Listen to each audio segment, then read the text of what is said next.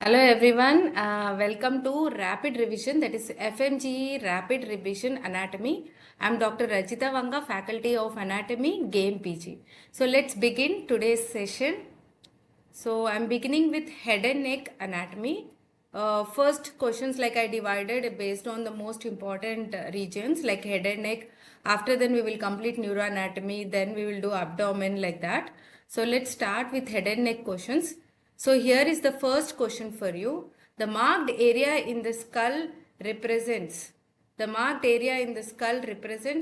asterion, pterion, bregma and lambda. So you can see it is related to sphenoidal fontanella in fetal life. That is nothing but anterolateral fontanella, and here it is the pterion is the answer. Pterion is the right answer. So we can see the frontal bone, parietal bone, temporal bone and occipital bone. They are all joining, and here you can see frontal, parietal, temporal, and this part is called as greater wing of sphenoid.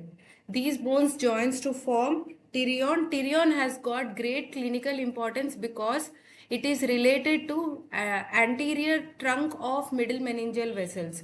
So if there is any fracture to the pterion, it results rupture of middle meningeal vessels resulting extradural hematoma, and fetal life it represents sphenoidal fontanella.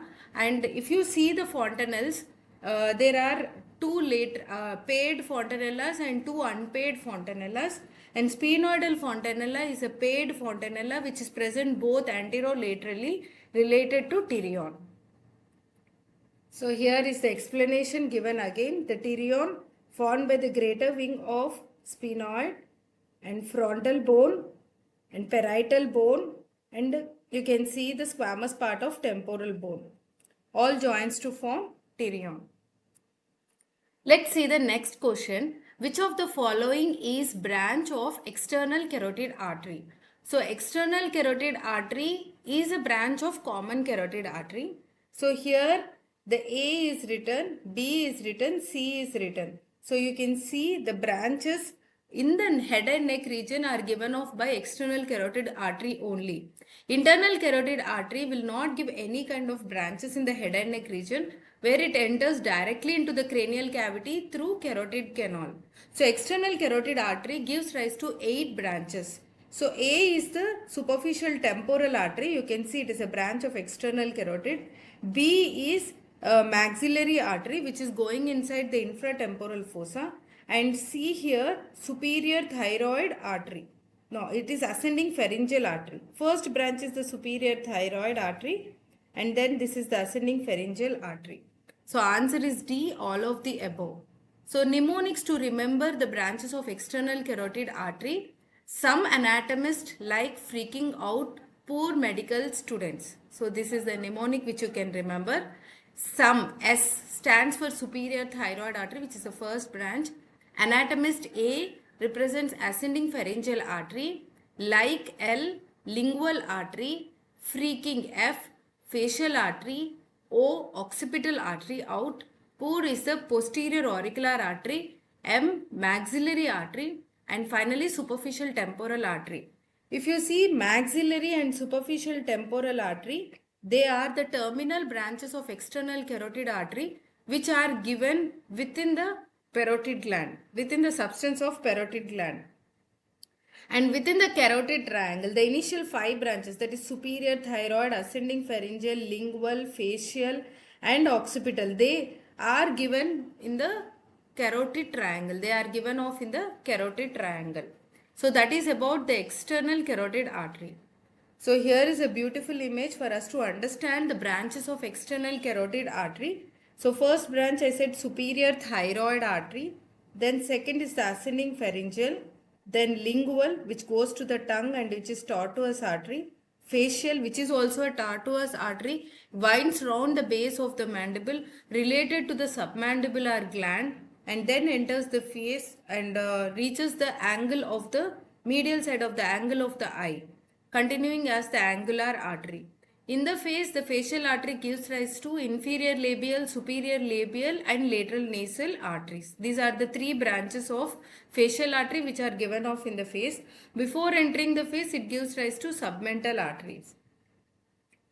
And you can see the occipital, which is going posteriorly to supply the scalp, then posterior auricular, posterior to the ear, maxillary, which is in the infratemporal fossa, and superficial temporal artery. Spelling is wrong. Superficial temporal artery.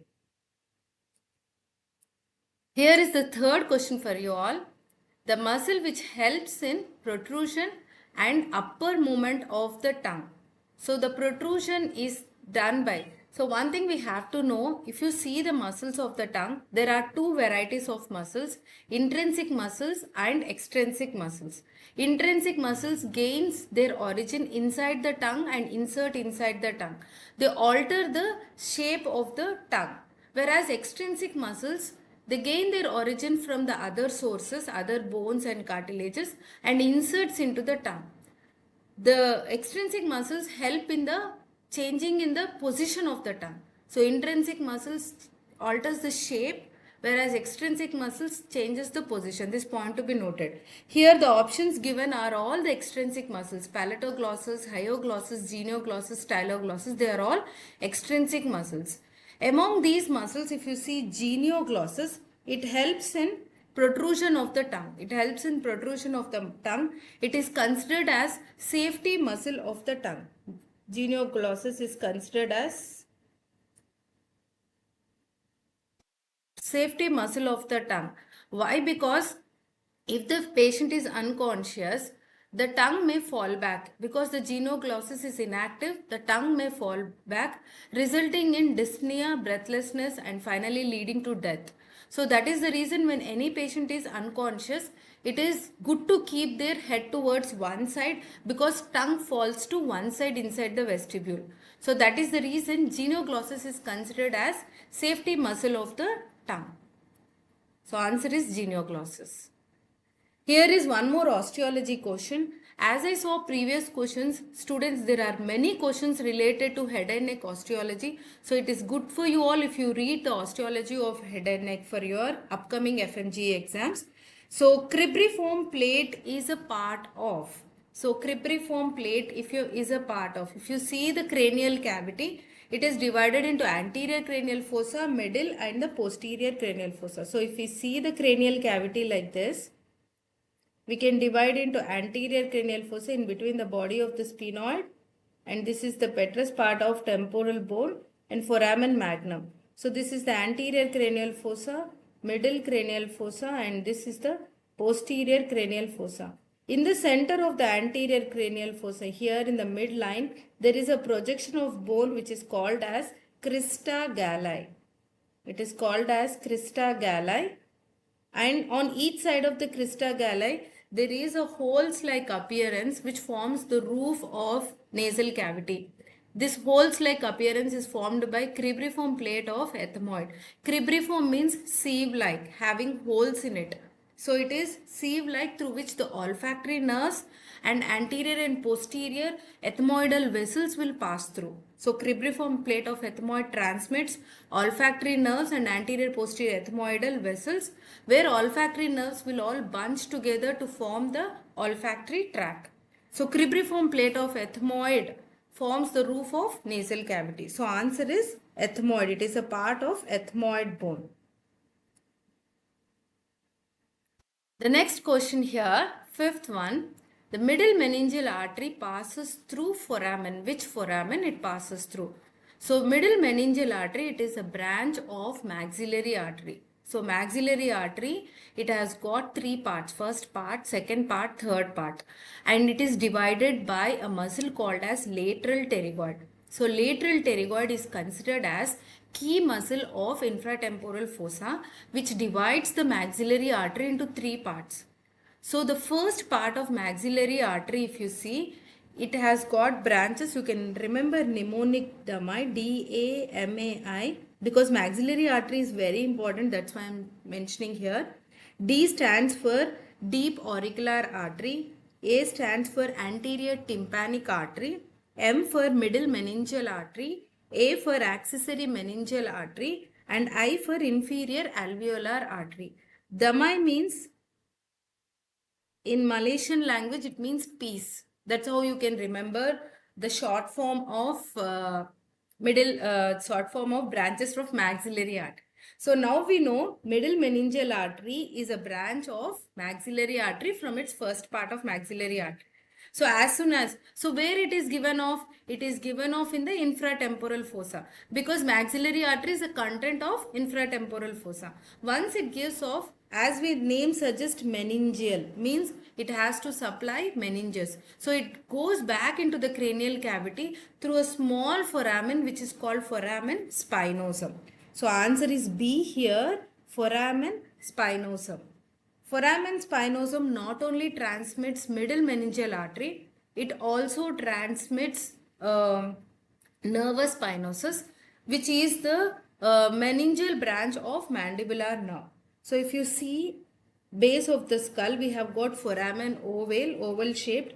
Next to it, the small foramen is foramen spinosum. From the foramen oval, the nerve which is exiting out is the mandibular nerve. Mandibular nerve. And mandibular nerve, from the trunk itself, we can see one branch going back into the cranial cavity. This is called as nervus spinosus. Nervus spinosus, which is otherwise called as meningeal branch of mandibular nerve. And here maxillary artery is also present. Maxillary artery. And from the maxillary artery, we see the middle meningeal artery also going up. Middle meningeal artery also going up. So now we know that through the foramen, the small minute foramen is the foramen spinosum. It is foramen spinosum. So answer is foramen spinosum. Next question. Most prominent spinous process is formed by. So which is vertebra prominence? So we have 7 cervical vertebra, and you know the typical cervical vertebra will have a bifid spine. So you cannot feel the spinous process of a typical cervical vertebra. But if you see C7 is the spine is not bifid. Instead it is prominently projected, which is called as vertebra prominence. So the answer is C7 here. C7 is the answer, which is otherwise called as vertebra prominence. So C7 is quite important clinically because the surgeons will count the vertebra from C7 onwards. So that is the clinical importance of vertebra prominence or C7 vertebra. Next, about the 7th question, Elderman nerve is. So here A option, tympanic branch of glossopharyngeal nerve. B, auricular branch of vagus nerve. C, branch of vestibulocochlear nerve. D, nerve from carotid body to glossopharyngeal nerve. So first you have to understand it is a branch of which cranial nerve.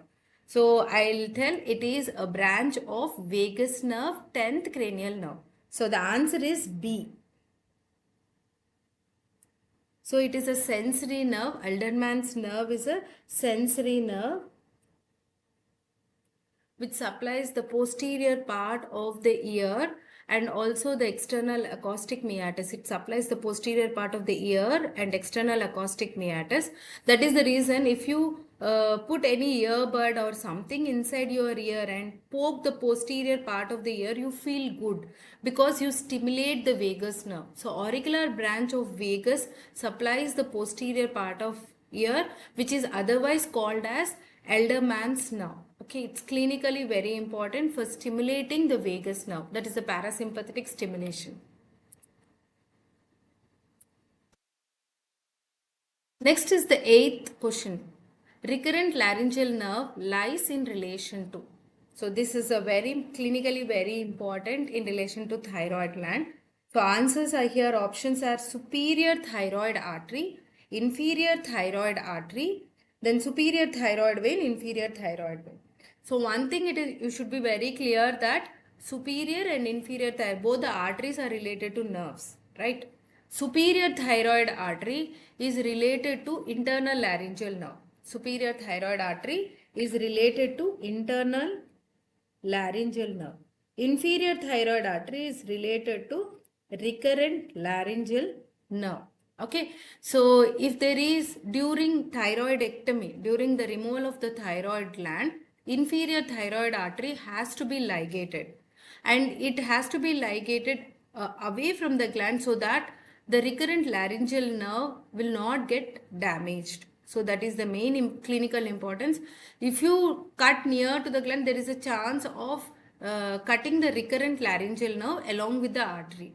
And superior thyroid artery is related to internal laryngeal nerve.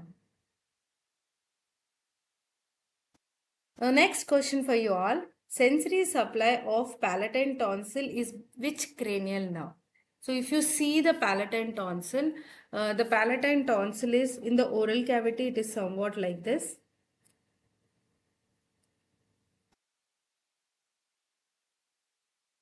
So these are the creps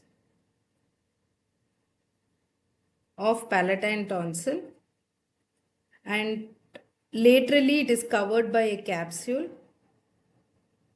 which is demicapsule. Lateral to the palatine tonsil, the structures which are present here on lateral side, this side, here there is a nerve, there is artery, and there is a muscle. All these things are there which forms the tonsillar bed structures, or tonsillar bed or tonsillar fossa. And medially, where the creps are there, it is lined by stratified squamous non-keratinized epithelium, which is similar to the oral cavity. Whereas the lateral side, it is covered by partial capsule, which is called as demicapsule. Still more laterally, it is related to buccopharyngeal fascia, pharyngobasilar fascia, superior constrictor muscle. It is also related to ninth cranial nerve and tonsillar branch of facial artery. Here it is very important to know ninth cranial. So what is the ninth cranial nerve, students? It is glossopharyngeal nerve. Glossopharyngeal nerve. So sensory supply to palatine tonsil is by glossopharyngeal nerve because it forms the bed and supplies the tonsil as well. So this point please note down. And please note down structures forming tonsillar bed. The question can be asked sometimes while tonsillectomy, removal of tonsil, which artery will get damaged? Means here the facial artery, that is the tonsillar branch of facial artery, will often get ruptured and it may cause bleeding. It may cause bleeding, severe bleeding while tonsillectomy. That point should be noted. And tonsillar venous plexus are also present, so that also leads to venous bleeding during tonsillectomy. And the muscle related here, it is superior constrictor, and there are two fascias forming tonsillar bed, that is the pharyngobasilar fascia and buccopharyngeal fascia. Next, the 10th question here for you all. Adam's apple seen in males because of. So Adam's apple is this laryngeal prominence.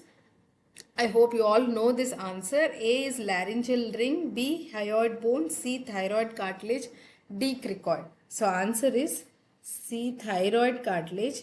Because of the angle of the thyroid cartilage becomes more prominent, it forms Adam's apple in males. So in males it is more prominent, it is longer than females and gives rise to Adam's apple appearance. Next is the 11th question. Which nerve passes from parapharyngeal space? Para means on each side, pharynx. So each side of the pharynx, what is present? So what is present? Carotid triangle is present. If you see the carotid triangle, it is present on each side of the pharynx because the floor of the carotid triangle is formed by middle and the inferior constrictor. Pharynx is constrictors, right? So middle and the inferior constrictor. So what is present here? Which nerve is present in the carotid triangle? Now you can guess the answer. So here the answers are abducens nerve, facial nerve, vestibulocochlear and vagus nerve. So if you see carotid triangle, it is carotid sheath is there, which contains one nerve, one vein, one artery. So the nerve is vagus nerve. D is the answer. And apart from that, we also have common carotid artery, which divides into internal and external. External carotid artery comes out of the carotid sheath. Internal carotid artery will remain inside the carotid sheath. And internal jugular vein are present in the carotid sheath. So these are the three structures. So here the answer is given. 10th cranial nerve is the answer. One important point I would like to say about the carotid sheath. Carotid sheath is the modification of deep cervical fascia. So I don't know whether I added a question about deep cervical fascia. So if you see the deep cervical fascia, it is in 3 layers in the neck. One is the superficial layer, which is called as investing layer. Investing layer of deep cervical fascia, and the middle layer in front of the thyroid gland is called as pretracheal layer.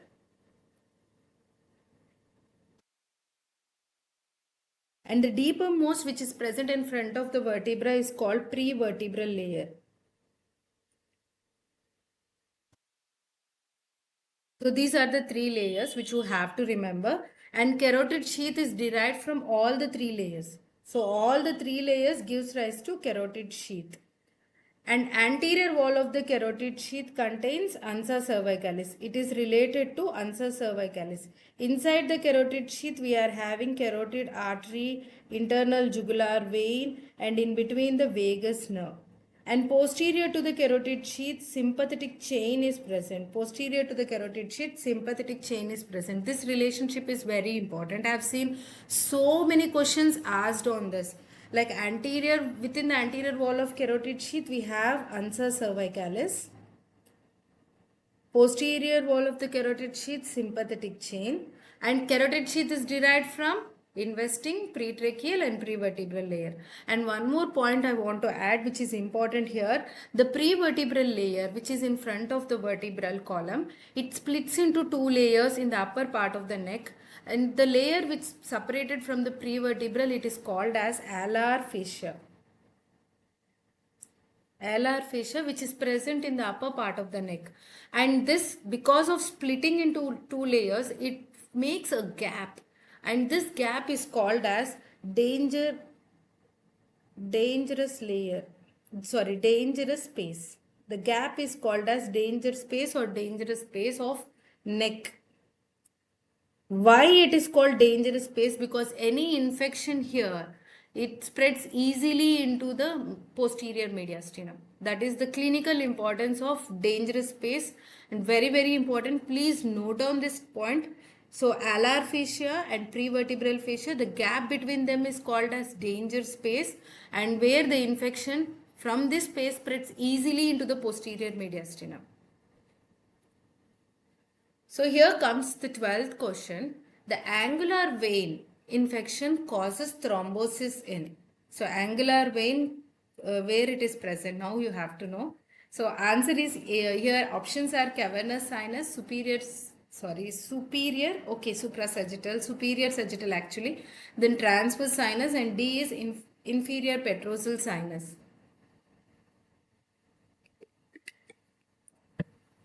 So angular vein, it is the vein which is a tributary of facial vein. That point you have to note. An angular vein formed on the medial side of the eye. So if you see the eye here, on the medial side of the eye, we see the formation of angular vein which joins with the superior labial vein and inferior labial vein to form facial vein. Facial vein further it drains in, it joins with the deep facial vein as well to form common facial vein.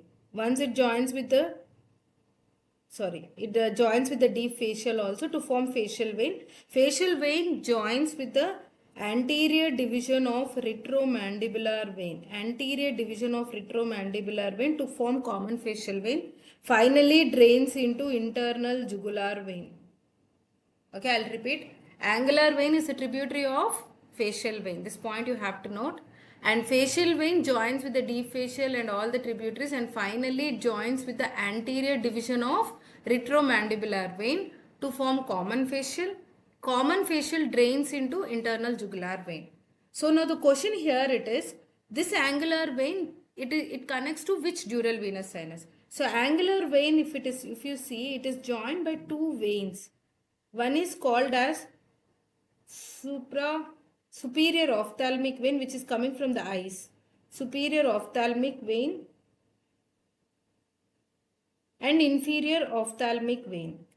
Both the veins connect into cavernous sinus. They are the communications of the cavernous sinus into the orbit. So cavernous sinus communicates with the orbit by its tributaries called superior ophthalmic and inferior ophthalmic. So superior ophthalmic vein continues to form the angular vein on the medial side of the eye. So angular vein infection causes the thrombosis in cavernous sinus is the answer. I hope you got the concept now.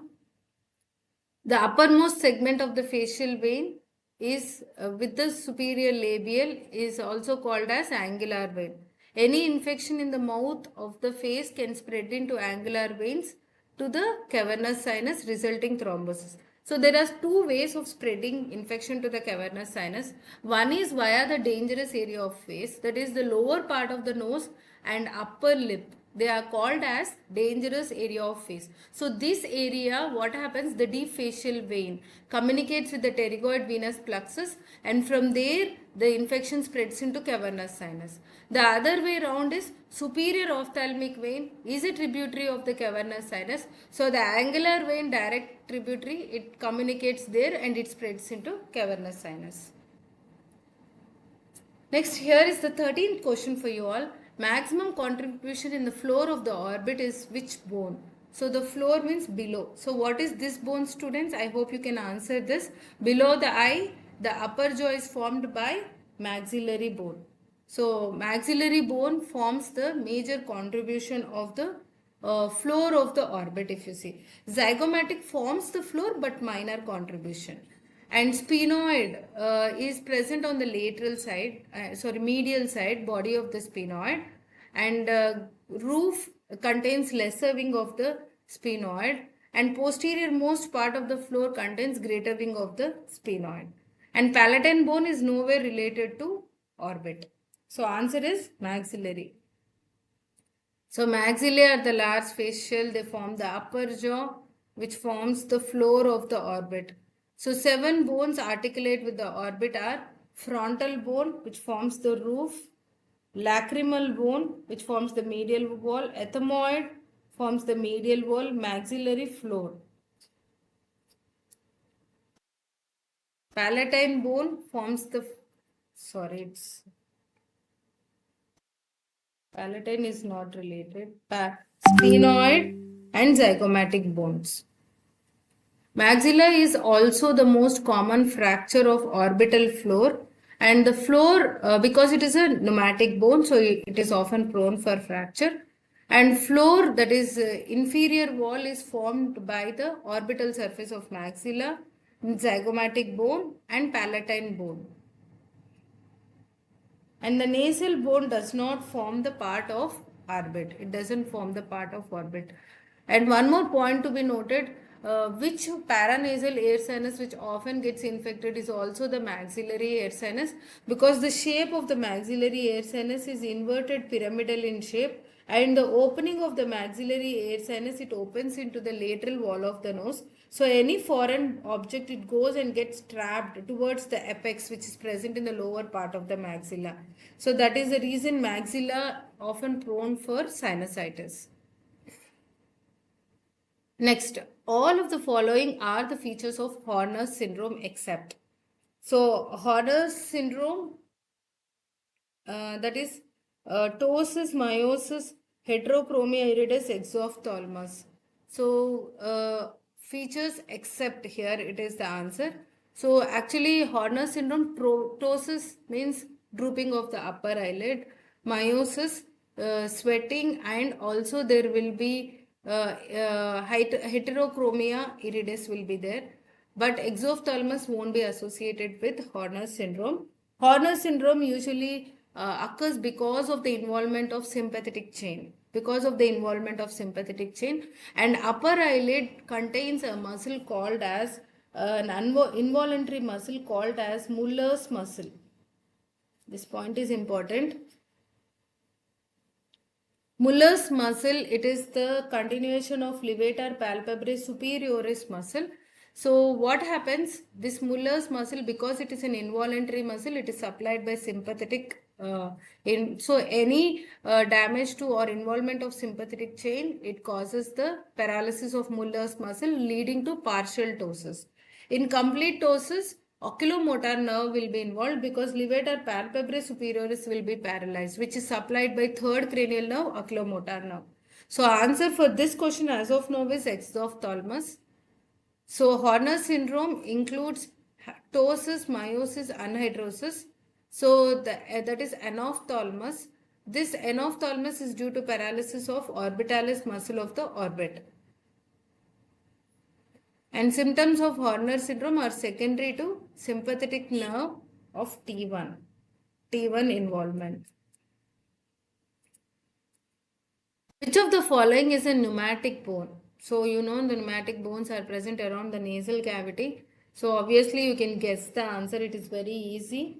Frontal bone is a pneumatic bone. So which is present in the upper part, and infection to this is called frontal sinusitis. So pneumatic bones contain air-filled cavities which makes the skull lighter, and it adds the resonance to the voice, and also it causes the humidification of air which we are inhaling, called as air conditioning. And this includes frontal, ethmoidal, maxillary, sphenoidal and mastoid. These are the pneumatic bones. And sesamoid bones, patella, pisiform, fibula is the sesamoid bone. Patella, I hope you all know, it is present along with quadriceps femoris. Pisiform, it is present within the flexor carpi ulnaris. And fibula is present in the gastrocnemius. Membranous bones of the skull are cranial wall bones are all membranous bones. All of the following are pneumatic bones except. So we know maxilla is a pneumatic, frontal pneumatic, ethmoid also we have ethmoidal air sinuses as anterior, posterior, middle ethmoidal air sinuses. So answer is here mandible. Mandible is not a pneumatic bone. Sesamoid, patella, pisiform, fibula, which I already said. And under pneumatic bones, you can include mastoid air cells also, which contain some air gaps, and it communicates with the middle ear through a tube which is called as auditus to mastoid. So any infection in the middle ear, it spreads easily to the mastoid air cells through the via the auditus to mastoid. And one more point I want to add here, if there is a pus collection in the mastoid, the syringe is inserted through a triangle. Okay, osteologically, the triangle is very important, which is called as McEwen's triangle, which is also called as suprameatal triangle. McEwen's triangle or suprameatal triangle, through which the pus from the mastoid air cells is drained, and it is related to Simba concha of external ear. And the syringe is inserted around 12 mm deep. These are the points you can note down. Next, which of the following artery supplies parathyroid gland? So parathyroid, definitely it should be supplied by thyroid artery only. So here, obviously there is no middle thyroid artery. So answer should be either from superior or inferior thyroid artery. So if you see the branches, it is from the inferior thyroid artery which supplies the thyroid gland. So both upper and lower parathyroid, superior and inferior, they are all supplied by the inferior thyroid artery. So inferior thyroid artery provides blood supply to thyroid gland, parathyroid gland, and parathyroid veins drains into thyroid venous plexus, which of the thyroid gland. And thyroid veins are of three, that is superior, middle and the inferior thyroid veins. And sometimes an extra vein may be there, that is called Coach's vein, fourth vein, it is not present in all. If it is present, it is called Coach's vein. Arteries usually superior and inferior thyroid arteries are only present. Suppose if there is an inconstant artery, that is called thyroid arteriema, which may be a branch of common carotid or left common carotid. Sometimes it may be a branch of brachiocephalic trunk, or it can be a branch of arch of aorta. So superior thyroid glands usually lie at the level of inferior thyroid cricoid cartilages, and inferior glands are present at the thyroid fascia 1 centimeter below the inferior thyroid artery. Next, here is the 18th question for you all. Anterior fontanelle corresponds to all except. So one more osteology question here. So frontal, coronal, lambdoid and sagittal. Sagittal spelling is, yeah, sagittal. So I hope you can answer among this. Obviously, lambdoid suture is related towards the occipital bone. Nowhere anterior fontanella is related there. So lambdoid suture is the answer. So anterior fontanella is the largest diamond-shaped fontanella. Usually closes by 18 months after birth. That is around 1.5 to 2 years after birth. And it is the last fontanella to get closed. And clinically, anterior fontanelle is very important because you can feel the pulsations of internal carotid artery here. And this opening acts like an acoustic window for the radiologist to do ultrasound of brain, and sometimes to tap the CSF, which is not usually done here from this, but it can be used to tap the CSF. And it is also clinically important to check hydrocephalus or to check the diarrhea. If there is severe dehydration, the anterior fontanella will get depressed, and if there is any hydrocephalus, the anterior fontanelle will get bulged. So these are the clinical importance. So here is the skull image, fetal skull. So this diamond shaped opening is called as anterior fontanella. I hope you all know it closes by 18 months to 2 years after birth. That is 1.5 to 2 years after birth. And clinical importance I just said earlier. And lambdoid suture is somewhere here, so nowhere it is related. And anterior fontanella, when it gets closed, it forms bregma. And posterior fontanella, when it gets closed, it forms the lambda. Okay, 19th question for you all. Safety muscle of larynx. So safety muscle of larynx, the only abductor of the vocal cords are posterior cricoarytenoid, which is considered as the safety muscle, because if it gets paralyzed, so the abduction is lost, so it may lead to adduction and cause the breathlessness. So posterior cricoid is important muscle in the larynx because it is the only abductor of vocal cords. Paralysis of posterior cricoid arytenoid will lead to adduction of vocal cords, which may lead to dyspnea and resulting death. What is the dangerous layer of scalp? We know the scalp has got 5 layers: skin, closed connective tissue, aponeurosis, loose areolar tissue, pericranium or periosteum of the skull. So among this, first 3 layers will be together forming scalp proper.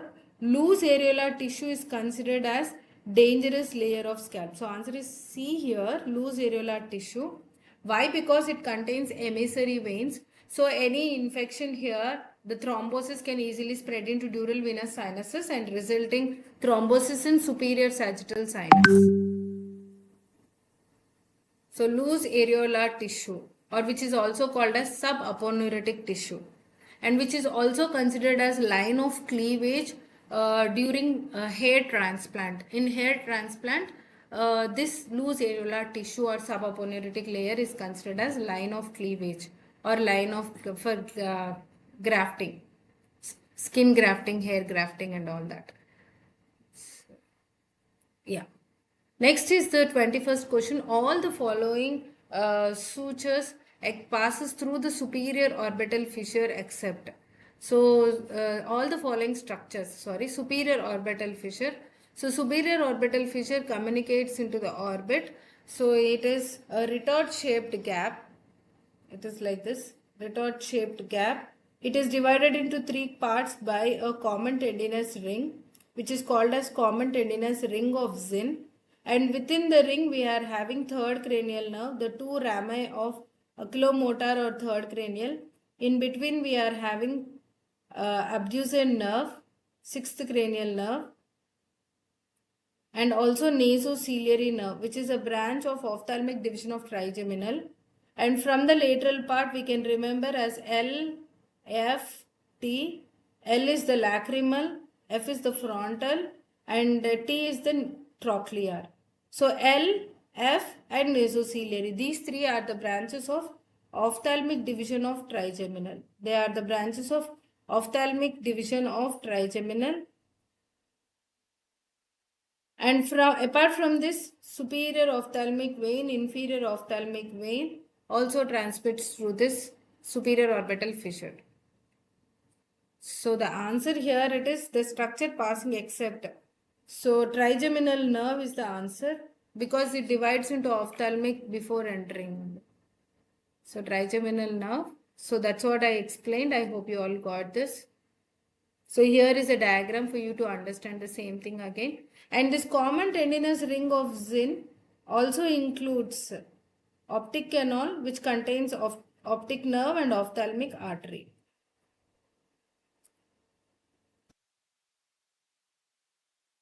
That's how we completed head and neck. We shall move on to the important points in the neuroanatomy. So, what is the site of lesion affecting the cranial nerves 6, 7, and 8? So, sixth is the abducent, seventh is facial, eighth is vestibulocochlear. So, if you see all these three nerves, they are getting origin from the pons. So, the answer will be the pons because sixth abducent, seventh forms the facial colliculus inside the pons, and vestibulocochlear is exits out between pontomedullary junction. So the answer is pons here. So pons contains third, fourth cranial nerves, and among this, the third, that is the third oculomotor, fourth, they get origin from the midbrain of the brainstem, and fifth, sixth, seventh crane are attached to the pons, but fifth properly exits, sixth, seventh, eighth from pontomedullary junction, ninth, 10th, 11th, 12th, they arise directly from the medulla. If you see cranial nerve nuclei, inside the pons we are having 5th trigeminal, 6th abducent, 7th facial and 8th cranial nerve nuclei are present. Obviously trigeminal nuclei is present all through the length of the brainstem. Then vestibular component arises from the junction of pons and medulla. So acoustic neuroma means if there is any tumor resulting hearing, that is at the common cerebellopontine angle tumor, which is called as acoustic neuroma. And earliest cranial nerve involved in this is the fifth trigeminal nerve, later followed by 8th, 9th, 10th and 7th and 6th cranial nerves, which is a part of limbic system. So first you should know the parts of limbic system. So cingulate gyrus is a part of limbic system. Corpus callosum is a commissure. It is a white matter of brain. So it is not a part. Pineal gland is a part of diencephalon. Tegmentum is a part of midbrain. So obviously the left out is cingulate gyrus. So what are the components of limbic system? Cingulate gyrus, hypothalamus, fornix, mammillary bodies. These are the components of limbic system. Hope you all saw the movie Gajni, right?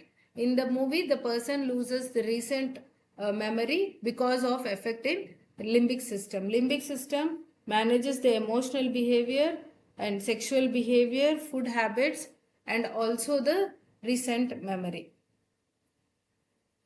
Nucleus ambiguous is composed of. Nucleus ambiguous is it is actually motor to. It is a motor nucleus. It is motor to 9th, 10th, 11th cranial nerves. So answer is B. So nucleus ambiguous is a common nucleus for glossopharyngeal, vagus and cranial part of spinal accessory nerve. So answer is B here. So the cells in the nucleus ambiguous contains motor neurons concerned with three cranial nerves, glossopharyngeal, vagus and spinoaccessory nerves, cranial part of spinal axis. Next, 25th question, Sylvian fissure separates. So temporal lobe from the occipital, temporal lobe from the frontoparietal areas, temporal lobe from the opposite frontal, temporal lobe. So obviously Sylvian fissure separates the temporal. So it separates from the uh, it separates from the frontoparietal areas, because this side is the parietal, front is the frontal, below is the temporal. Between them it is separated. So I'll just draw and show. If you draw superolateral surface of brain, this is Sylvian fissure and this is frontal lobe, parietal lobe, this is temporal lobe. So answer is B is the answer. Yeah, here is the image again. This red line shows the Sylvian fissure. This is frontal, parietal and temporal. Sylvian fissure is also called as lateral sulcus. It is also called as lateral sulcus. Which of the following is the smallest lobe of cerebellum? The smallest lobe of cerebellum, which is a very older part of cerebellum, which is called as flocculonodular lobe. So flocculonodular lobe is the smallest part of cerebellum. So which is, some textbooks will give this as the posterior lobe of cerebellum, but commonly we say flocculonodular lobe of cerebellum, and which is the smallest lobe and most primitive part of cerebellum. It is considered under archicortex. So flocculonodular lobe and also the lingula, these three together called as archicerebellum, which is most primitive kind of cerebellum. So here we can see lingula and flocculonodule. This blue one and purple one is together called as archicerebellum. And inside the cerebellum, I would like to say about the nuclei also. You can remember as DEFG, dentate nucleus, emboliformis nucleus, Fmge and globosus. These are the nuclei present inside the cerebellum. Among this, the dentate nucleus is the most evolved nucleus, which is well developed in humans. Blood supply of spinal cord is by how many spinal arteries? So it is by one anterior and two spinal arteries. So if you see the spinal cord, imagine this is the spinal cord.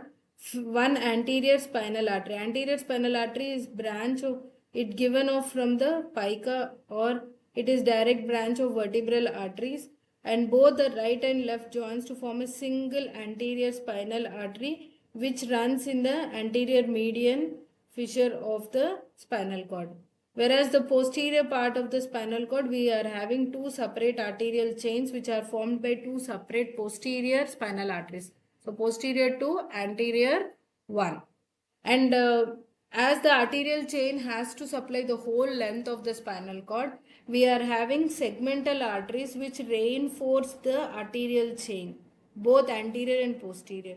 These are in the cervical region, they are called deep cervical arteries. Deep cervical. In thoracic region, posterior intercostal arteries, and in lumbar region, lumbar arteries, and sacral, lateral sacral arteries.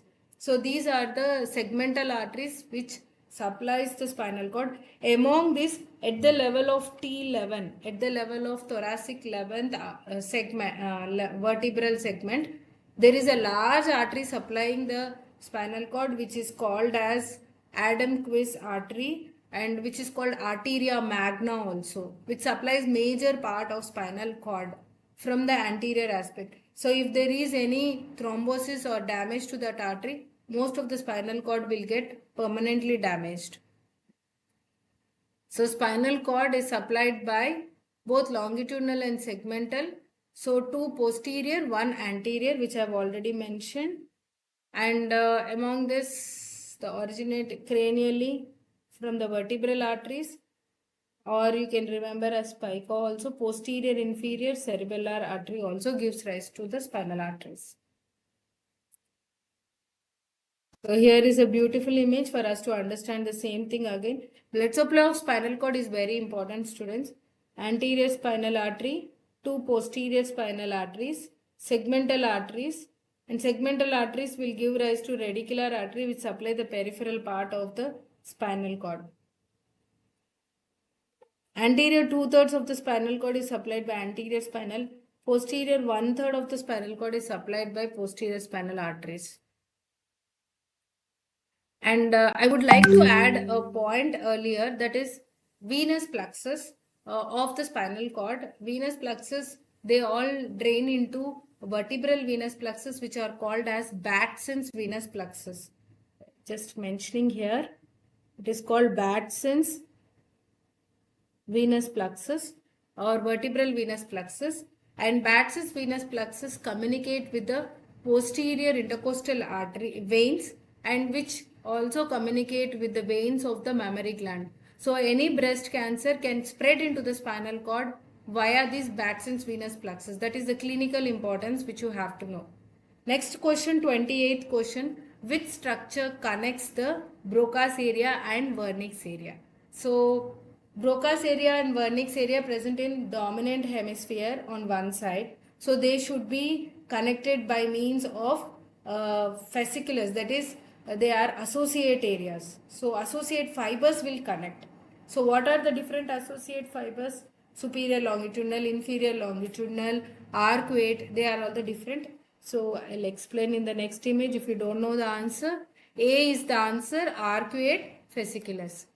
So arcuate fasciculus is the white matter of brain. So white matter of brain we can consider as associate fibers, commissural fibers,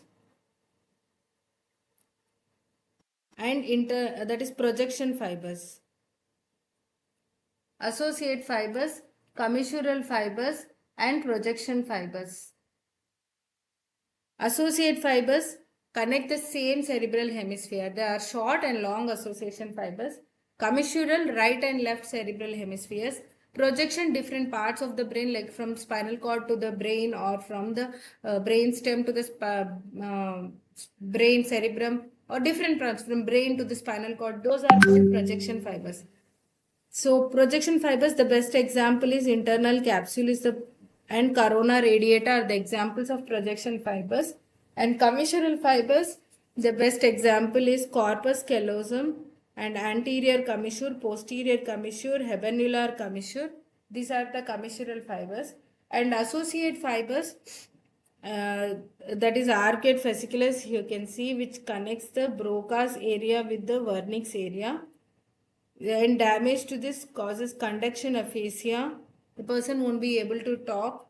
The auditory comprehension and speech articulation is present, but the patient finds it difficult to repeat the heard speeches. So uncinate fasciculus, frontal and temporal. Just show in the image. Yeah, here you can see associate. These are short association fibers which connects the adjacent gyri, and this is the superior longitudinal fasciculus. And then here is the inferior longitudinal fasciculus. This is uncinate. 1 is the uncinate fasciculus. 3 is the arcuate fasciculus. 3 is the arcuate fasciculus. And cingulum is present within the cingulate gyrus is the cingulum. 5 is the cingulum. Next, about the mammillary body projects via. So I hope you all know mammillary body is a part of limbic system. Mammillary body is a part of hypothalamus, which contains mammillary nuclei. It is a part of limbic system. So what is the efferent of limbic system? Fornix. D is the answer. Fornix is the answer. So mammillary bodies are small pea-shaped projections which forms the floor of interpeduncular fossa, contents of the floor of interpeduncular fossa. And mammillary body are important for recollective memory, and it is connects to the fornix. Fornix is the white matter leaving the hippocampus, projects mainly into the mammillary body of hypothalamus, forming mammillothalamic tract. Mammillothalamic tract. Damage to the mammillary body due to thiamine deficiency is important pathogenesis of Wernicke-Korsakoff syndrome. So here you can see from the hippocampus, the fibers are traveled via the fornix and ending up into the mammillary body, which is a part. So you can see here, this is the fornix. Fornix here. Below the fornix is the thalamus and hypothalamus both. And this is midbrain and this is pons. Below the pons is the medulla oblongata. This is cerebellum. Okay, we completed neuroanatomy topics also. Now we finished with the head and neck and some important aspects of neuroanatomy. Neuroanatomy, I would like to concentrate on these things also, like areas of brain, functional areas. Broca's area we mentioned, right? Broca's and Wernicke's area. Broca's area is the motor speech area. Wernicke's area is the sensory speech area. Broca's area is area number 44, 45, and Wernicke's area is the area number around 20, 39, 20, 22 to 39. 20, 39 is the Wernicke's area. And other important areas is the primary motor area. Primary motor area is area number 4, which you have to remember. Primary sensory area, area number 312. 312. And primary motor area, it is present in the precentral gyrus, and primary sensory area present in the post central gyrus. These are important. And superior temporal lobe contains primary auditory area, and occipital pole contains visual area number 17, 18, 19. These points are important. Please note down. And what else is important? Yeah. Central gyrus extends on the medial side of the brain. On each side, they forms paracentral lobule. Paracentral lobule concerned with micturition and defecation. Centers for micturition and defecation. These are the points which you have to know from neuroanatomy. Major points I tried to cover. So next we shall move with the abdomen and pelvis questions. So identify the intestinal segment. I hope you can identify this. You can see some feathery appearance. So feathery appearance because of mucosal folds. So these mucosal folds are very prominent in jejunum. So it is, this X-ray is barium enema.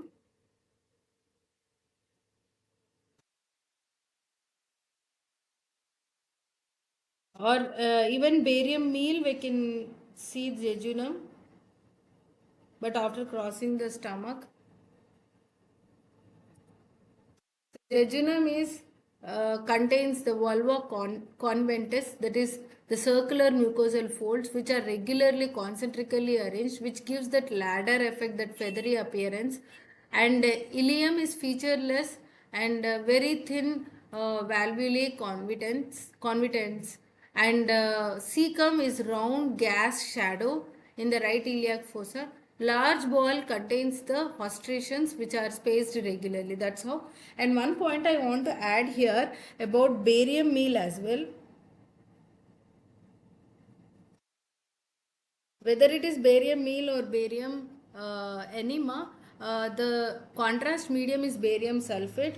Usually 5% of barium sulfate in 100 cc of water is given in barium meal.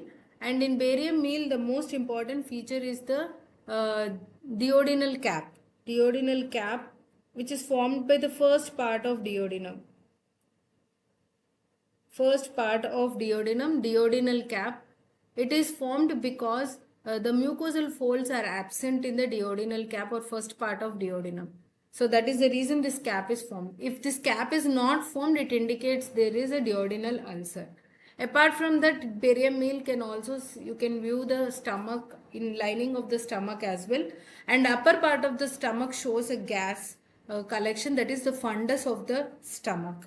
So it's points. Here is the 31st question. Constriction of diaphragm will not cause constriction of which opening? Okay, diaphragm has got three major openings, right? Aortic opening, esophageal opening, and inferior vena cava opening. Aortic opening is not passing through the diaphragm at all. It is present outside the diaphragm. So if you see the diaphragm from above, so aortic opening is present outside the diaphragm. And within the center part, this is the central tendon of diaphragm. And esophageal opening is present in the left dome of diaphragm, which is always collapsed. And inferior vena cava opening is present within the central tendon of diaphragm. So obviously aortic opening is outside, so nowhere it is related. Esophageal opening will get constricted. So diaphragm, it get constricted, so diaphragm movements are very important with the esophageal. But inferior vena cava opening, as it is present in the central tendon of the diaphragm, it nowhere connects, means it is not having any effect. The constriction of the diaphragm will not cause constriction of inferior vena cava. It won't allow it to collapse. So inferior vena cava passes through the central tendon, and the tendon is non-contracting part of the muscle. Therefore, constriction of the diaphragm will not cause constriction of inferior vena cava. Smallest branch of celiac artery. So I hope you all know these arteries. Celiac trunk, superior mesenteric, inferior mesenteric artery are the three unpaired ventral branches of abdominal aorta. And celiac artery is the artery of foregut, and superior mesenteric artery is the artery of midgut, and inferior mesenteric artery is the artery of hindgut. That you have to remember. And celiac artery directly, it gives rise to mainly a small branch, it is asked here, that is the left gastric artery is a direct branch, splenic artery is a branch, and common hepatic artery, common hepatic artery. These are the branches from the celiac artery. So splenic artery is a very large artery. We know it is a tortuous artery supplying to the spleen. And the left gastric artery is only the small one which takes curvature within the lesser curvature of the stomach. Left gastric artery also supplies the esophagus by giving rise to esophageal arteries. Cystic artery is a branch of hepatic, not the celiac trunk. Right gastric is also a branch of gastroduodenal artery, which is a branch of again hepatic artery. So answer is here, left gastric. C is the answer. So the branches of the celiac artery are the left gastric, that is left gastric artery, splenic artery, and common hepatic. Common hepatic again gives rise to right gastric, cystic, right and left hepatic artery, and gastroduodenal artery. Left gastric artery is the smallest branch, which is along the lesser curvature. Splenic artery gives rise to pancreatic branches. Short gastric artery, which also supplies the fundus of the stomach and posterior surface of the stomach. And left gastroepiploic artery. So these are the branches from the branches of celiac artery. This is very important. Please note down. So other branches I told, superior mesenteric artery and other arteries. In superior mesenteric is the artery of midgut, right? So it supplies from the second part of the duodenum till the junction between the proximal 2/3 and distal 1/3 of transverse colon. Whereas the inferior mesenteric artery is the artery of hindgut. It supplies the rest of the transverse colon, that is the distal 1/3 of the transverse colon, descending colon, sigmoid colon, rectum, and proximal part of anal canal. So these are the areas which are supplied by inferior mesenteric artery. So superior mesenteric artery, inferior mesenteric artery gives rise to superior rectal, sigmoid, and left colic branches. You can see the branches of the celiac trunk in this image. This is the splenic artery and common hepatic. The small one is the left gastric artery. Next question, identify the part of duodenum marked. So we can see this is the green one is the first part of duodenum, yellow one is the second part of duodenum, the one here marked is the third part, and the last duodenojejunal flexure, this is the fourth part of duodenum. Duodenojejunal flexure is attached to a ligament which is called as ligament of Treats.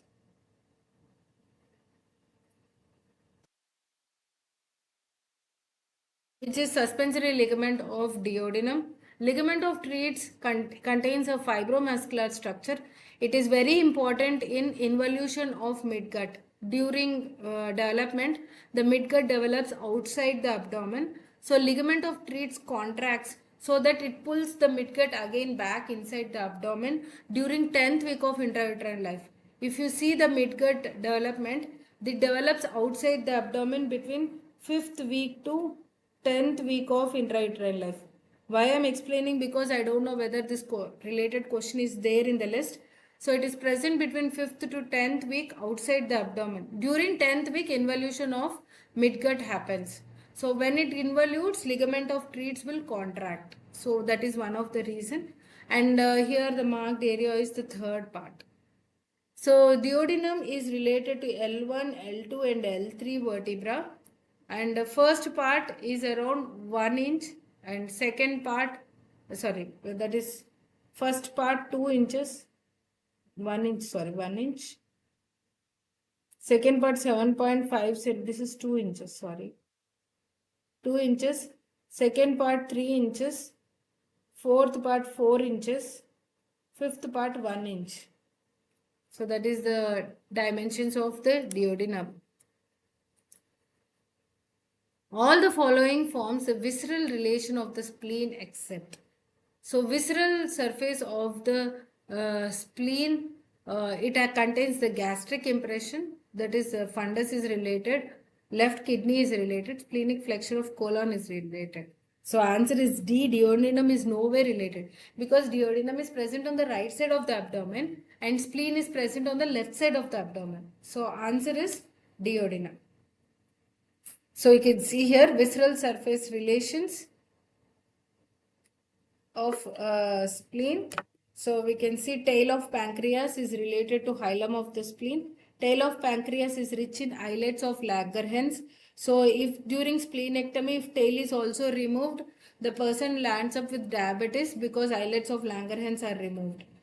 And apart from that, left kidney is related, left suprarenal gland, then splenic flexure of colon, then gastric impression is related here, that is fundus of stomach, and coils of small intestine are also related. 35th question, which of the following is the dermatome of umbilicus?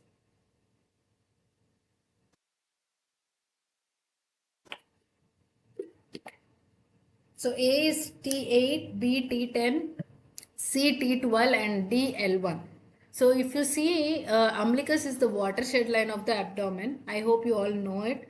It is watershed line of the abdomen because above to the level of umbilicus it is different nerve supply, blood supply and lymphatic drainage, and below the umbilicus it is different. So the segment around the umbilicus, the spinal segment is the T10 segment, which is commonly causes referred pain towards the umbilicus like appendicitis and all. The pain is referred towards the umbilicus because the dermatome, the same dermatomal pattern. And one more important thing which you have to know, it is called as caput medusae. Caput medusae is the venous engorgement around the umbilicus. So first, suppose if this is the umbilicus, there is venous engorgement around the umbilicus in a radiating fashion, which is called as caput medusae. And caput medusae occurs if there is increase in portal hypertension.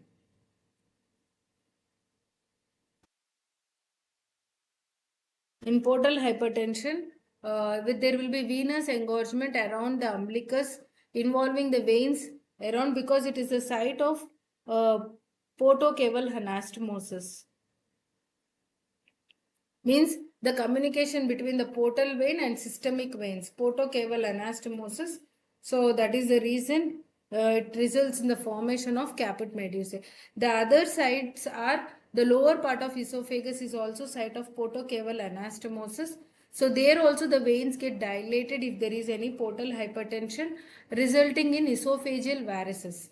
And also in the anal canal, there is a communication between superior and inferior rectal veins, which are also the site of portocaval anastomosis, resulting internal hemorrhoids. So these are few of the important sites which you have to know. And one more thing I forgot to say about the bare area of liver. The bare area of the liver is also the site of portocaval anastomosis. So portocaval anastomosis is very important clinically, and these veins will get enlarged if there is any block or hypertension of portal vein. That is portal hypertension it is called, and caput medusa is one among them, esophageal varices and internal hemorrhoids and bare area of the liver. These are the areas which are associated with it. So T10 is the answer, dermatoma around the umbilicus. The referred pain I said already about appendicitis, and even stomach if there is any pain in the testis, ovary and intestine. So all these pains are usually referred to T10 segment. Commonest position of appendix. So commonest position options are paracecal, retrocecal, C is pelvic and D subcecal.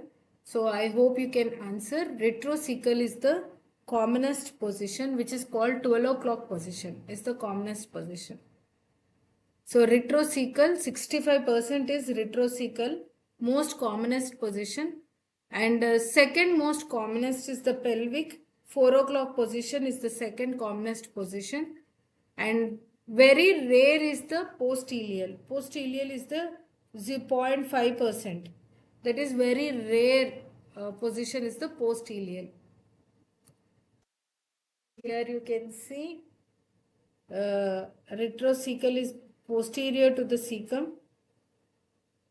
So retrocecal will be, I am drawing with the dotted lines. Retrocecal, this is paracecal, subcecal, post-ileal, pre-ileal, then pelvic. So retrocecal is most common. Second, pelvic is most common. All are the tributaries of portal vein except.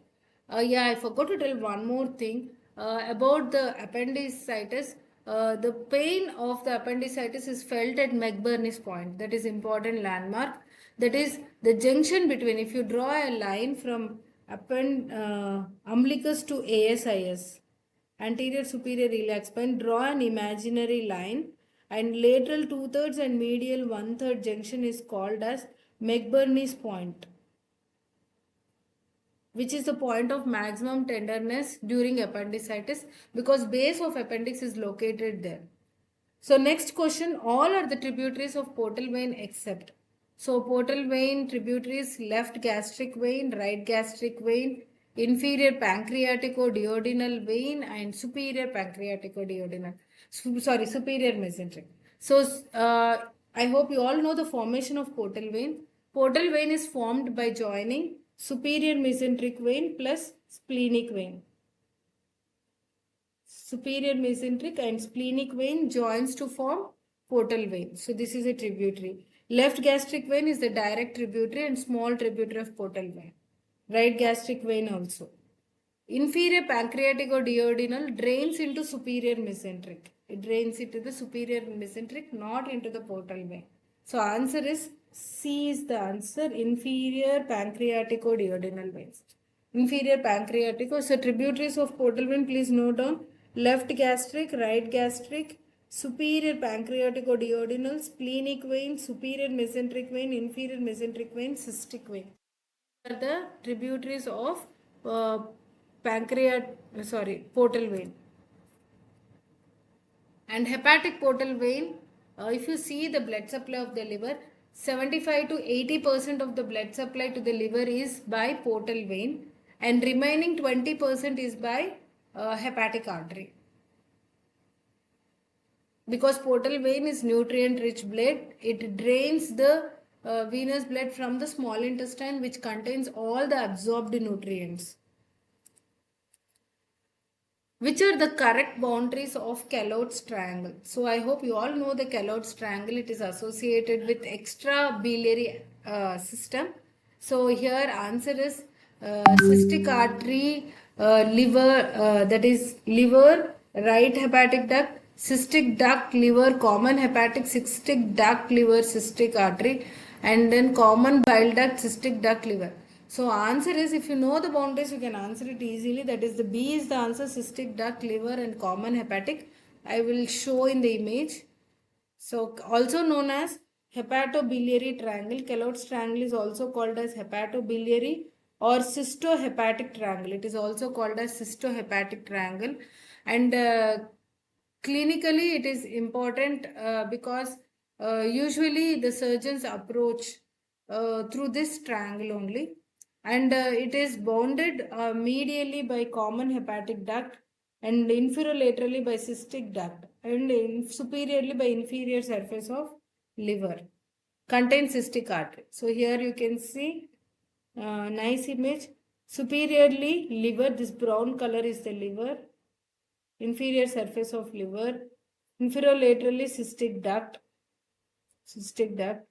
Inferiormedially we can see it is bile duct. And content, the red one is the cystic artery is the content.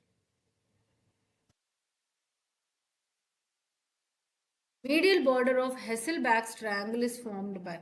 So Hasselbalch's triangle, where you heard, it is associated with inguinal canal.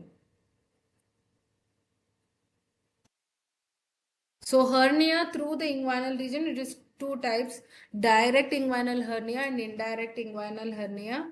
And indirect inguinal hernia, it happens through the deep inguinal ring to the superficial inguinal ring.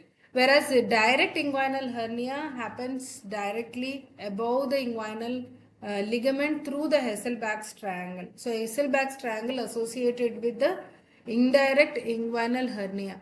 So medial border of Hasselbalch's triangle is formed by, medial border it is formed by linea semilunaris. It is formed by linea semilunaris. Laterally it is formed by inferior epigastric artery. I will show in the image, you will understand better. So laterally inferior epigastric artery and medially this line which is separating the rectus sheath, that is the containing rectus abdominis muscle, this is called linea semilunaris.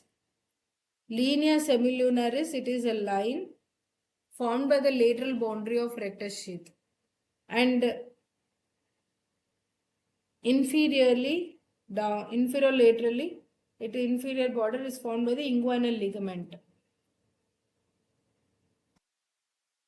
Superolateral border, inferior epigastric artery, inferior border, inguinal ligament. And medially, it contains the rectus sheath, lateral wall, which is called as linea semilunaris. I hope you all got the boundaries of Hasselbalch's triangle. It's very important for herniation occurs through direct inguinal hernia occurs through Hasselbalch's triangle. Paupert's ligament forms which border? Now you tell me the answer. You can answer this. Paupert's triangle is the inguinal ligament. So Paupert's ligament forms the inferior. The patient is having bleeding from the hemorrhoids. Which of the following artery is the source of bleeding? So which of the following artery is the source of bleeding? That is, it is because of the superior rectal vein or rectal artery. Definitely it is veins. Veins only results into bleeding in hemorrhoids. So bleeding in hemorrhoids, the arteries will be the superior rectal vein is the answer. Dilatation of superior rectal vein, because I said already portocaval anastomosis, which is formed by superior rectal veins. So dilatation of superior rectal vein is the source of bleeding in the hemorrhoids. It is usually the internal hemorrhoids which are symptomatic anal cushions at 3 o'clock, 7 o'clock and 11 o'clock position. Please note down the position, students. 3 o'clock, 7 o'clock and 11 o'clock position. And that is, these are painless hemorrhoids. External hemorrhoids are painful hemorrhoids which occurs below the pectinate line in the anal canal. Above the level of pectinate line is the internal hemorrhoids. And external hemorrhoids, no need of any surgical intervention. They get healed by their own. But internal hemorrhoids needs the surgical intervention.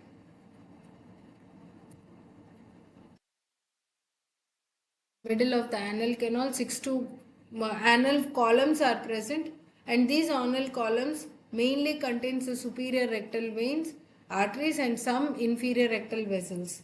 Dilated veins are present in the subepithelial tissue below the pectinate line. Pectinate line is also called as dentate line, which is like a watershed line in the anal canal, where above the pectinate line it develops from the primitive rectum and the anal open, that is from the hind gut.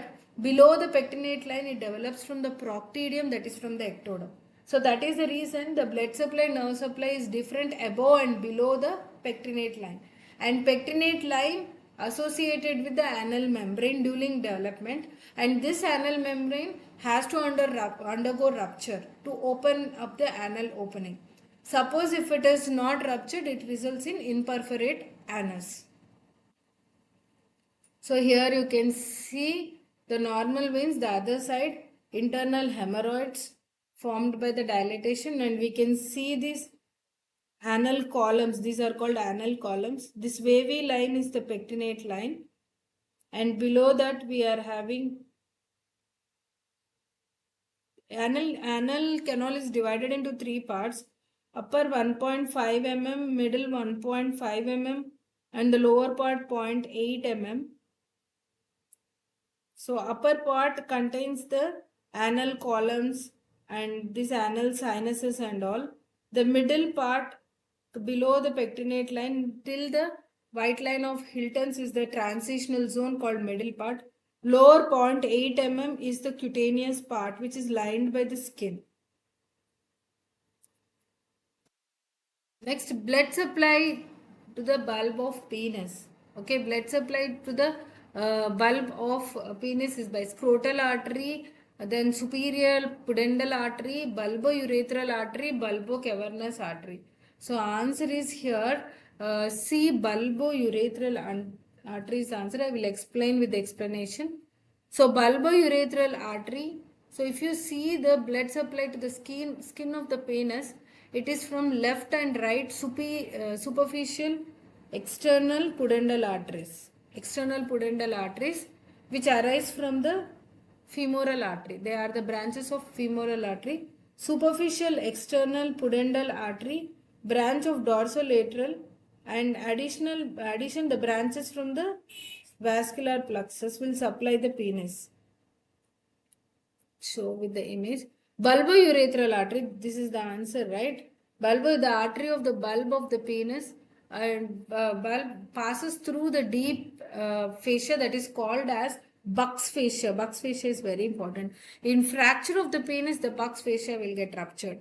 And to enter and supply the bulb of the penis, and the dorsal artery travels along the dorsum of the penis between the dorsal nerve and the deep dorsal vein, and gives off circumflex branches.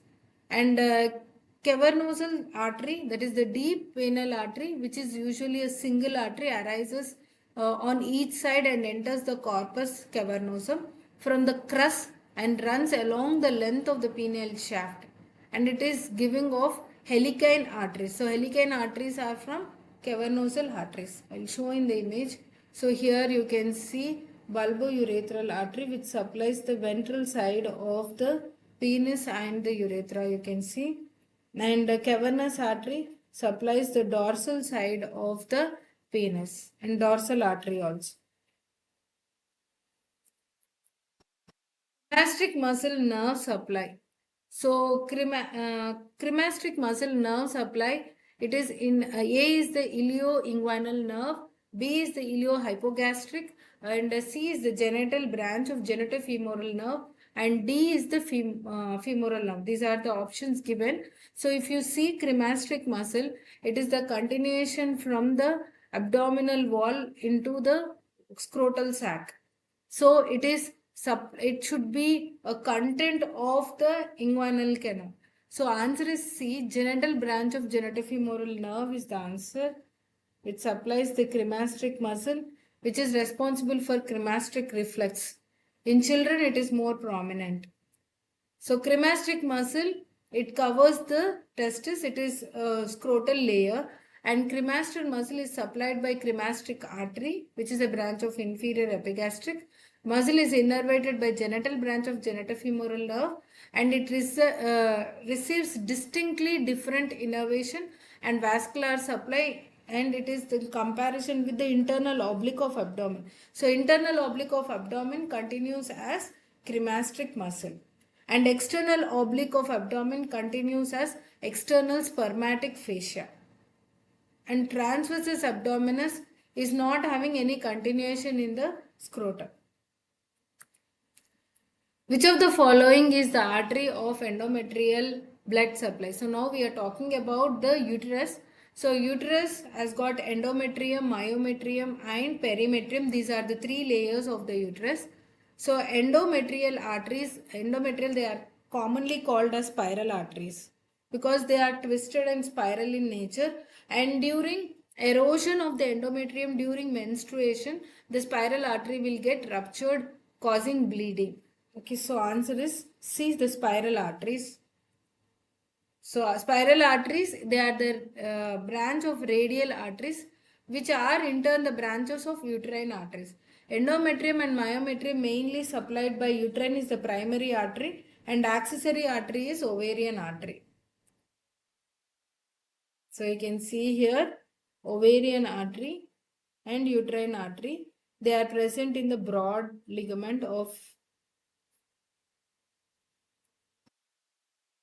uterus within the broad ligament, and these are the spiral arteries. These are spiral arteries. Alcock canals transmits. So what is this Alcock canal? Heard somewhere? It is also called as pudendal canal. Alcock canal or pudendal canal, it is associated with ischiorectal fossa. It is associated with ischioanal or ischiorectal fossa. So Alcock's canal contains pin structures, PIN. So here the options are pudendal nerve, epididymis, cranial nerve, how it is related to Alcock's, and fallopian tube. So answer is P. P stands for pudendal nerve. I stands for internal pudendal vessels, and N for nerve to obturator internus. So these are the contents of Alcock's canal, which is associated with ischiorectal fossa or ischioanal fossa, which is present on each side of the anal canal, and rectum it is present, and which contains the loose areolar tissue and fat it contains, and along the lateral side of the ischiorectal fossa, this Alcock's canal, which is present within the lateral wall of the ischiorectal fossa, it is formed by the fascia covering the obturator internus, and it contains pudendal nerve, internal pudendal vessels, nerve to obturator internus. So answer is pudendal nerve. A is the answer. So it is, you can see here the image of ischioanal fossa. So ischioanal fossa contains Alcock's canal, otherwise called ischiorectal fossa as well, and along the lateral, and arrowing leading to the anterior recess. So which the abscess can spread into the anterior recess. Posterior superior iliac spine is at which level? Posterior superior iliac spine. It is at the level of option S1, S2 and L1, L2. So the answer is, it is present second sacral vertebra. It is present at the level of S2. Yeah. So anatomic level of some important structures, posterior superior iliac spine is S2, anterior superior iliac spine S1, transpyloric plane, that is pylorus and celiac trunk, where transpyloric plane, it is present at the lower border of L1, inferior mesenteric artery L3, umbilicus between L3 and L4, and bifurcation of abdominal aorta is at the level of L4.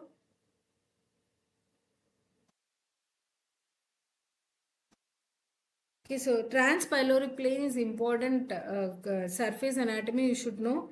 It crosses L1, and anteriorly it crosses ninth costal cartilage. It crosses ninth costal cartilage on right and left side. Right and left side, it continues. Hey, then next C6, yeah. Other things which you have to know, cricoid cartilage, C6, and tubercle, that is carotid tubercle. The transverse process of C6 called contains a projection which is called as carotid tubercle. Pulsations of common carotid artery can be felt at the level of carotid tubercle, and it is also called as some gaseous tubercle. Gaseous, I'm not good with the pronunciation. Please find out gaseous tubercle or carotid tubercle, transverse process of C6, where carotid artery is pressed and felt the pulsations, and it is present at the level of cricoid cartilage and the beginning of esophagus. So pharynx ends at the level of C6, esophagus begins at the level of C6. And one more thing is, at the level of C3 and between C3 and C4, or just at the level of C4, the common carotid artery bifurcates. So how to remember, students? At the level of L4, abdominal aorta bifurcates. At the level of C4, common carotid artery bifurcates. So that's how you can remember. And C7 to T1, apex of lung is related. And T4 separates the superior mediastinum from inferior mediastinum. Upper T4, the arch of aorta is located in the superior mediastinum, and it related to the medial part of scapular spine also. And T4 vertebral level separates from the superior from inferior mediastinum. And T4 vertebral level, it is related to sternal angle or Lewis angle. So T4 T5 sternal angle, Lewis angle, which is also very important landmark, where we will see tracheal bifurcation and beginning and termination of arch of aorta, and termination of azygous vein, bifurcation of pulmonary trunk and upper border of heart. So all these are located at the level of Lewis angle, sternal angle, or some textbooks they are given at the level of T5 and all that. So these are the important landmarks which you have to know. In T8, inferior angle of scapula, lower border of the heart, inferior vena cava, central tendon of diaphragm. T11, lower border of lung, cardiac part of stomach, upper border of kidney. L1, transpyloric plane, pylorus of stomach. Then body of the pancreas is also located, neck of the pancreas, which is also rotated. Then formation of portal vein, which is not shown here. Formation of portal vein is associated with the neck of pancreas, which is formed at the level of transpyloric plane. Then termination of spinal cord, which is also at the level of L1. Bifurcation of aorta at the level of L4, which I told no, C4 and L4. Remember, like C4 and L4. That is the easy way to remember. Next. Coccyx has how many vertebra? So the coccyx is made up of four vertebra joints to form coccyx. So it is a small continuation of sacrum. So you can see the coccyx contains four vertebra. Sacrum is formed by the five vertebra, and fusion of lumbar vertebra with sacrum is called as lumbarization, sacralization.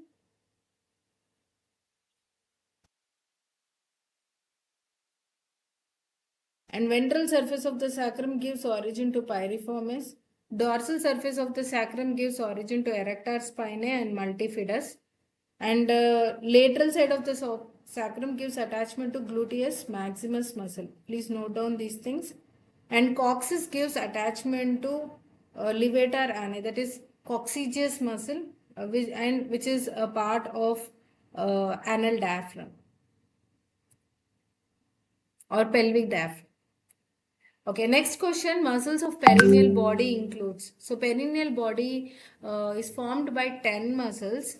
So deep superficial and deep transverse perineum on both the sides. Superficial and deep transverse perineum on both the sides. and external anal sphincter because it is present just in front of the anal opening, and in females between anal and vaginal opening, and here is the urethral opening. In males, here there will be bulb of penis and urethral opening and posteriorly anal opening. Here is the location of perineal body. Perineal body is also called as gynecological perineum. It is also called as gynecological perineum, and it is important to know its anatomy in episiotomy. So always the incision is taken during delivery on lateral to the perineal body to prevent the tear of the perineal body. Because if perineal body gets torn, it takes longer time to heal, and even if it heals, it may result in uterine prolapse or rectal prolapse later on. So here the answer is except. So except I can tell it is bulbocavernosus. Bulbocavernosus is nowhere related to perineal body. It is formed the bulb of penis. So structures forming the perineal body, levator ani muscle, which is called pubococcygeus and ileococcygeus, bulbospongiosus muscle, superficial and deep transverse perineal muscle, and sphincters of anal sphincter and urethral sphincter. And in episiotomy, all the muscles except two sphincters,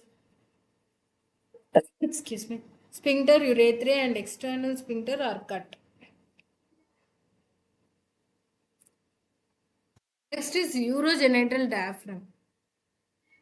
Important to note here the muscles.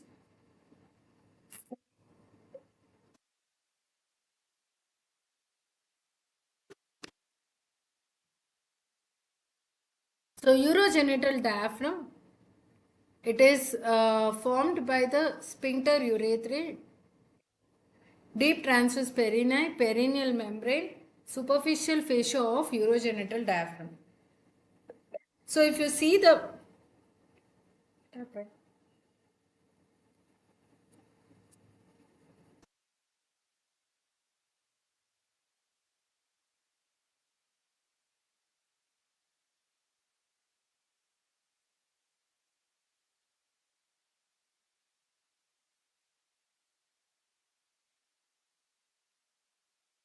someone closed through any desk. Close the my PowerPoint. I was still continuing. I didn't complete. I was still at the somewhere around 50th or 49th question.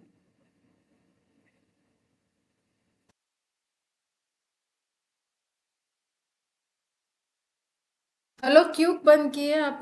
किसी ने close किया है मेरा power point को save करके?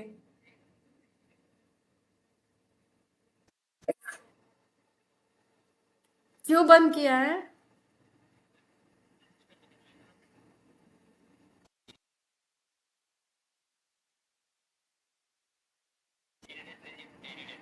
पहले मेरा power point खोलना है, पावर पॉइंट को आपने क्लोज कर दी।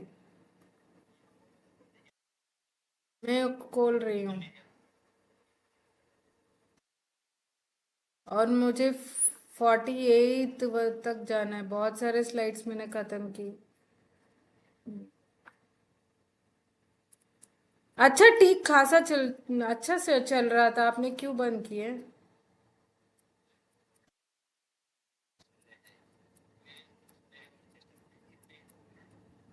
अच्छा,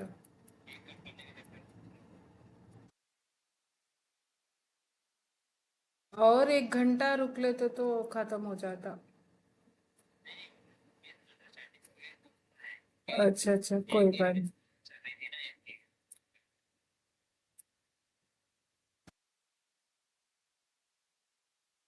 अच्छा मैं अभी फिर से करना पड़ेगा मुझे पूरा। हाँ ओपन किया, इधर दिख रहा है ना आपको? ऐप में दिखाई दे रहा है? हाँ। आप एनी डेस्क के पहले से है, फिर से बता दो।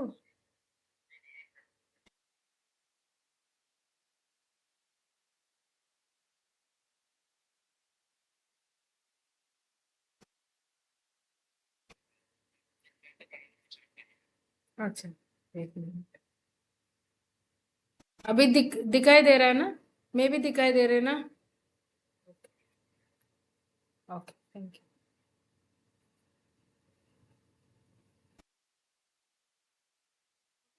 So, talking about the urogenital diaphragm, so you should understand that there is two triangles in the perineal region, which is called as urogenital triangle. The other one is called as the anal triangle. So, in the perineal region, if you take it like it rhomboid side, posteriorly anal opening, anteriorly urethral and vaginal opening in females, and in males only urethral opening. So they draw a line along the perineal body anterior to the anal opening. This triangle is called as urogenital triangle, and posteriorly it is called as anal triangle. It is called anal triangle. Anal triangle, it mainly contains pelvic diaphragm which formed by levator ani and coccygeus. So these are the muscles forming the anal diaphragm. Whereas urogenital diaphragm, it contains sphincter urethrae, which is the sphincter around the urethra, and deep transverse perineal muscle, which is present transversely like this, connecting the perineal body in the center, and perineal membrane, separating the superficial and deep perineal pouch in the urogenital triangle, and superficial fascia of urogenital diaphragm. So perineal membrane, it is present within the urogenital triangle and it separates the superficial perineal pouch from deep perineal pouch. So these points to be noted. So pelvic diaphragm is formed by levator ani and coccygeus, which is iliococcygeus and pubococcygeus and ischio-coccygeus muscles. Structures forming the perineal body are except. Already we have done this question. I hope you can answer. Levator ani is a part of perineal body. We know transverse perineal, both superficial and deep, are the part of perineal body. Ischio coccygeus is also a part of perineal body.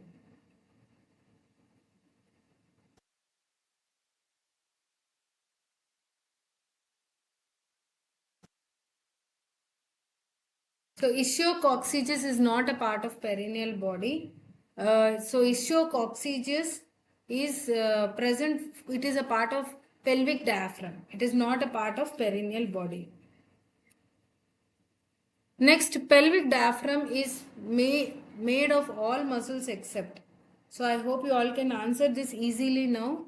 Ischio-coccygeus, then puborectalis, all this. So puborectalis is not a part of uh, pelvic diaphragm because it is present in the anterior part of the levator ani.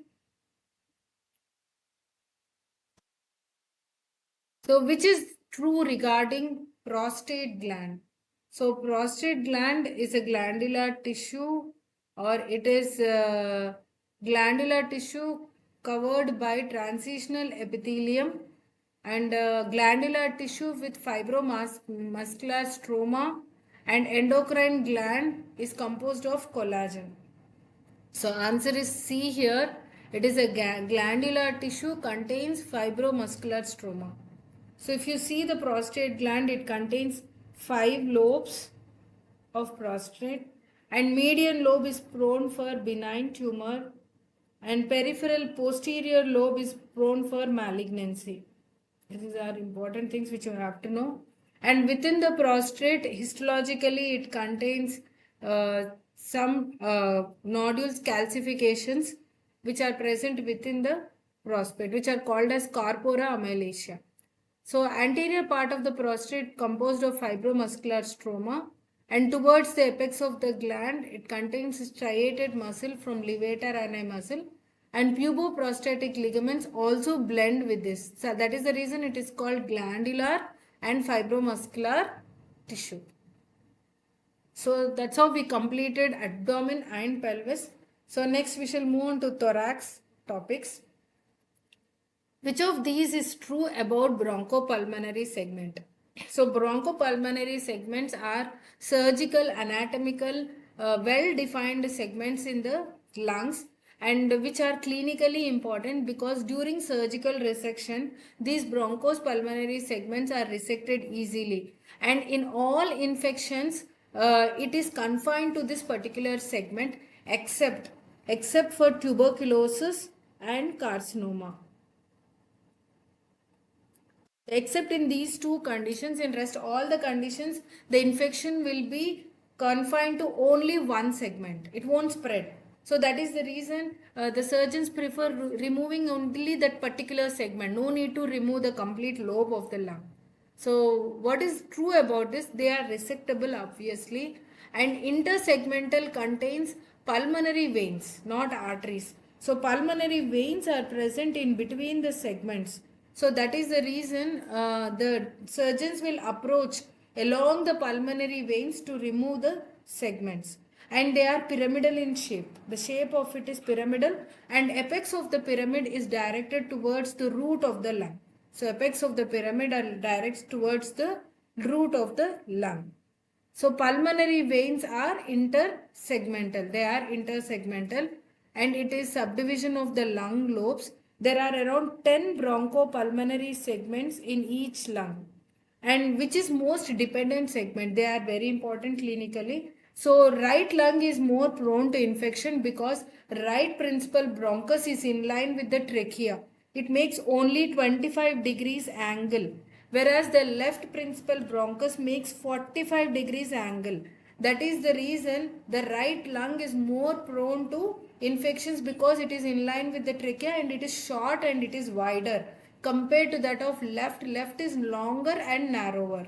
And next important thing is in the right lung, which is the most dependent segments. So you remember SAL and SPB. SAL and SPB. So that is supine, in supine position. In supine position, apical lower lobe. In supine position, apical lower lobe of right lung will get affected. In standing position, posterior basal of lower lobe. Both are lower lobe of right lung because we know right is more prone.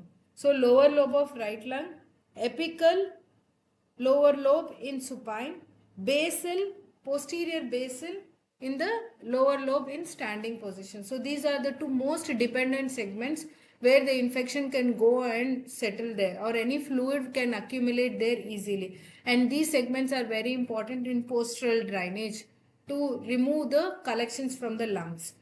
And it is pyramidal shaped. I said no, the bronchopulmonary segment are pyramidal shaped, and apex is directed towards the root, base is towards the surface of the lung, and the surrounded by connective tissue septa, and the segmental bronchus, segmental artery, lymph vessels are present inside the segment, and segmental veins, pulmonary veins are present in between the segments. So they are intersegmental. So here you can see pulmonary veins are intersegmental. Pulmonary veins usually should be shown with red color because they carry deoxygenated blood. Pulmonary arteries are inside the segment along with the segmental bronchi. So I hope I covered most of the important things in bronchopulmonary segment. Next is question here. Left anterior descending artery is a branch of. So left anterior, LAD. LAD left. So obviously it is from left side. So it is a branch of left coronary artery. And one more most important thing is LAD is more prone for myocardial infarction. LAD is more prone for myocardial infarction. So and left anterior descending. So left coronary artery gives rise to left anterior descending and circumflex artery.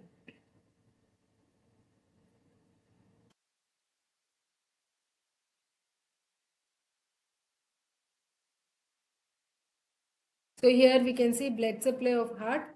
Right coronary artery arises from anterior aortic sinus. Left coronary, left posterior. Posterior side we are having right and left. So left posterior aortic sinus gives rise to left coronary artery. And left coronary we can see it is called anterior descending or left anterior descending artery or interventricular artery. And this is the circumflex artery which is winding round the left border of the heart. Whereas the right coronary artery, it winds round the inferior border and continues till the crux of the heart. In 60% of the cases, the right coronary artery gives rise to posterior interventricular artery. This is posterior interventricular. And right also supplies SA nodal artery. We can see SA nodal in 60% of the cases, SA nodal artery. And 90% AV nodal is by right coronary artery, because most of the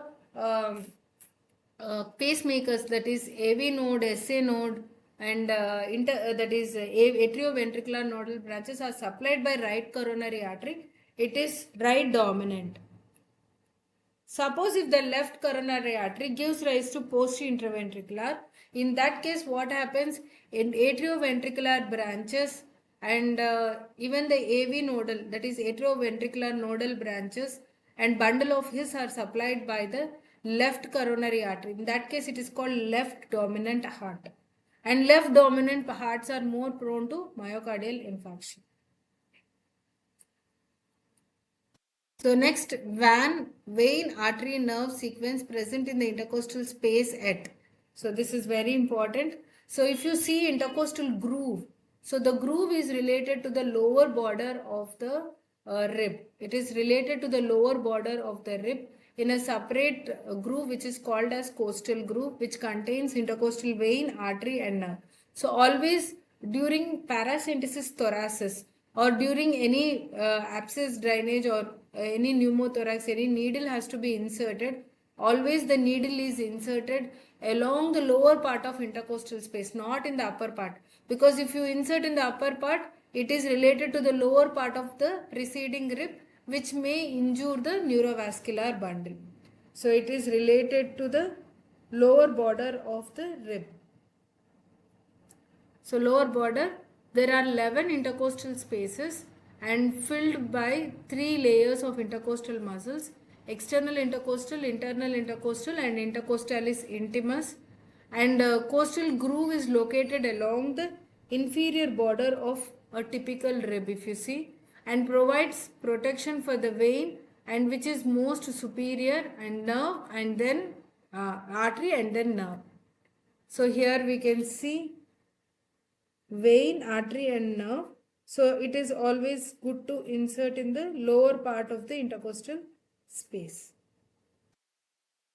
And neurovascular plane is present between the intercostalis intimus and internal intercostal muscle. So between the innermost intercostal and internal intercostal, the neurovascular plane is present through which the blood vessels and nerves will pass through.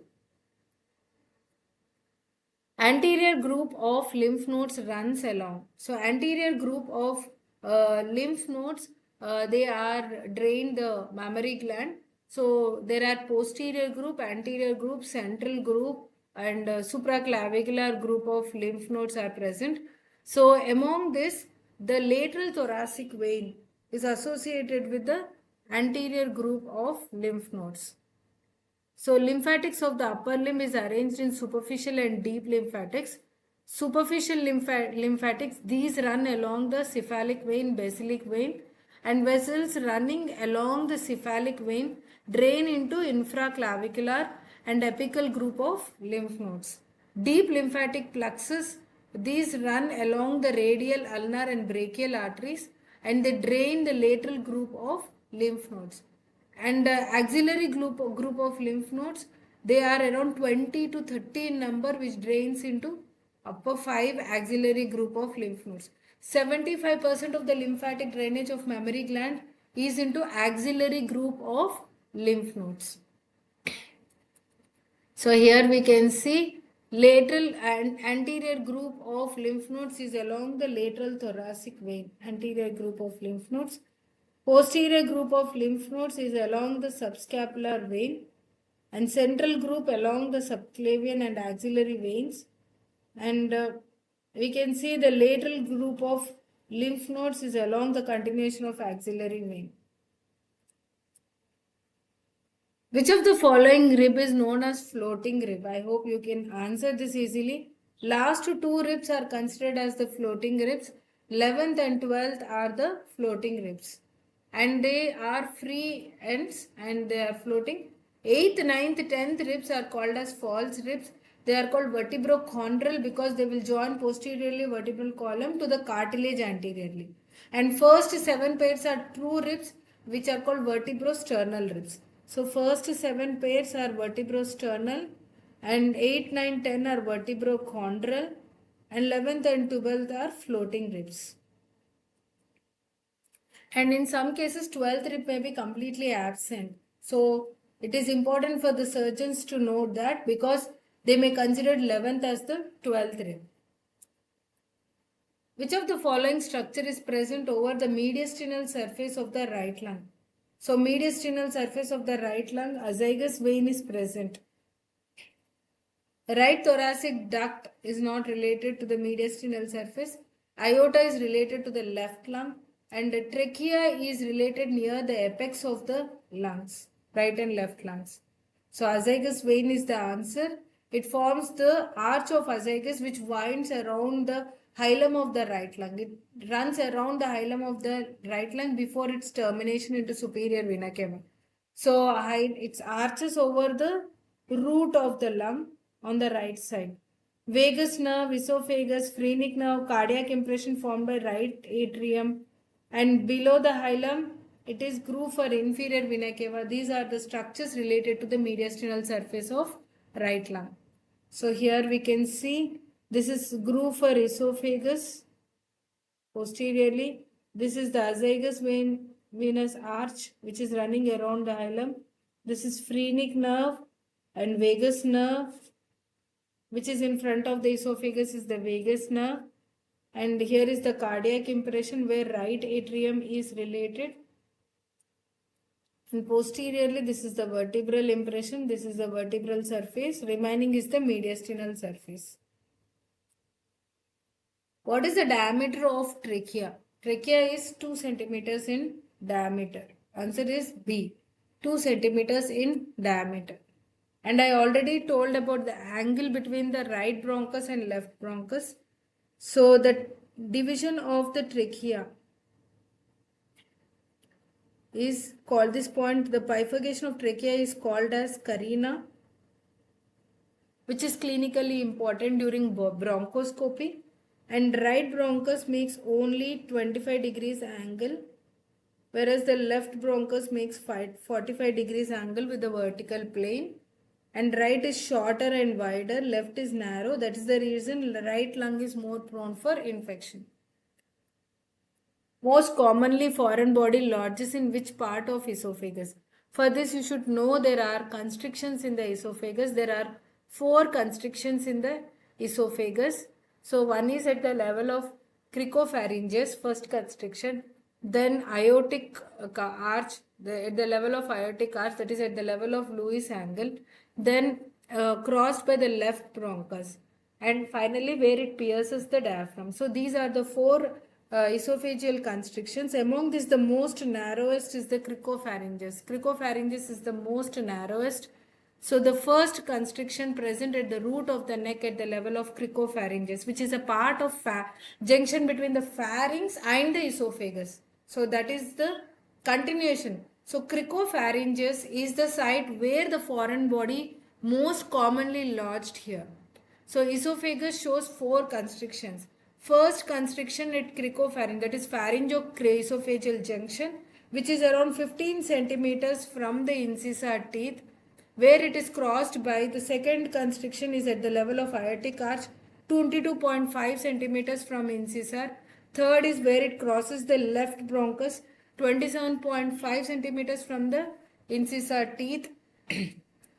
And where it pierces the diaphragm, 37.5 centimeters from the incisor teeth. So these are the 4 constrictions. Please remember the measurements. They are very important clinically because when you are doing endoscopy, the constriction site should be noted. Which is not an accessory muscle of respiration.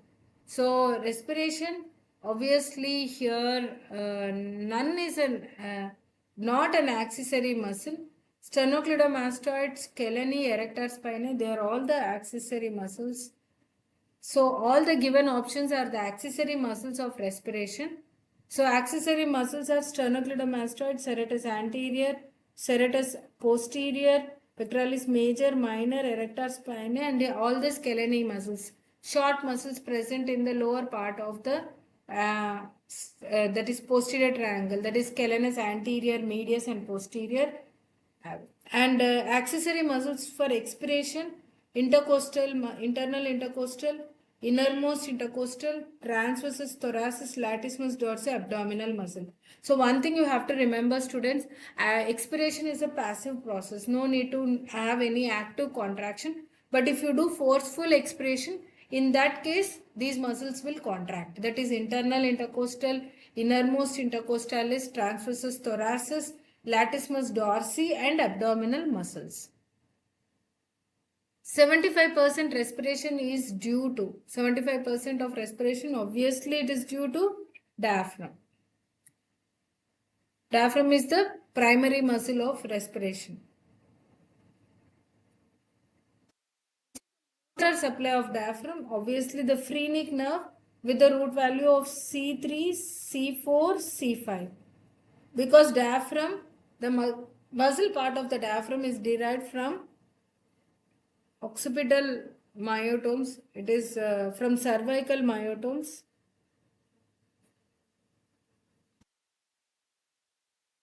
That is the reason initially the diaphragm septum transversum, which gives rise to diaphragm, it is present in the neck region. Later it descends down, separating it from thorax from abdomen. So along with that, the phrenic nerve also descends down in the mediastinum. So that is the reason it is supplied by C3, C4 and C5 root value of phrenic nerve. This is very important. And spinal cord damage above the level of C5 will cause the uh, paralysis of diaphragm as well. So phrenic nerve, motor supply, sensory supply is by lower intercostal proprioception. Central part is by phrenic nerve. Intercostal veins drains into. So intercostal veins, if you see, it drains into azygous veins and hemiazygous vein, accessory hemiazygous vein. So these are the veins where the intercostal vein drains into.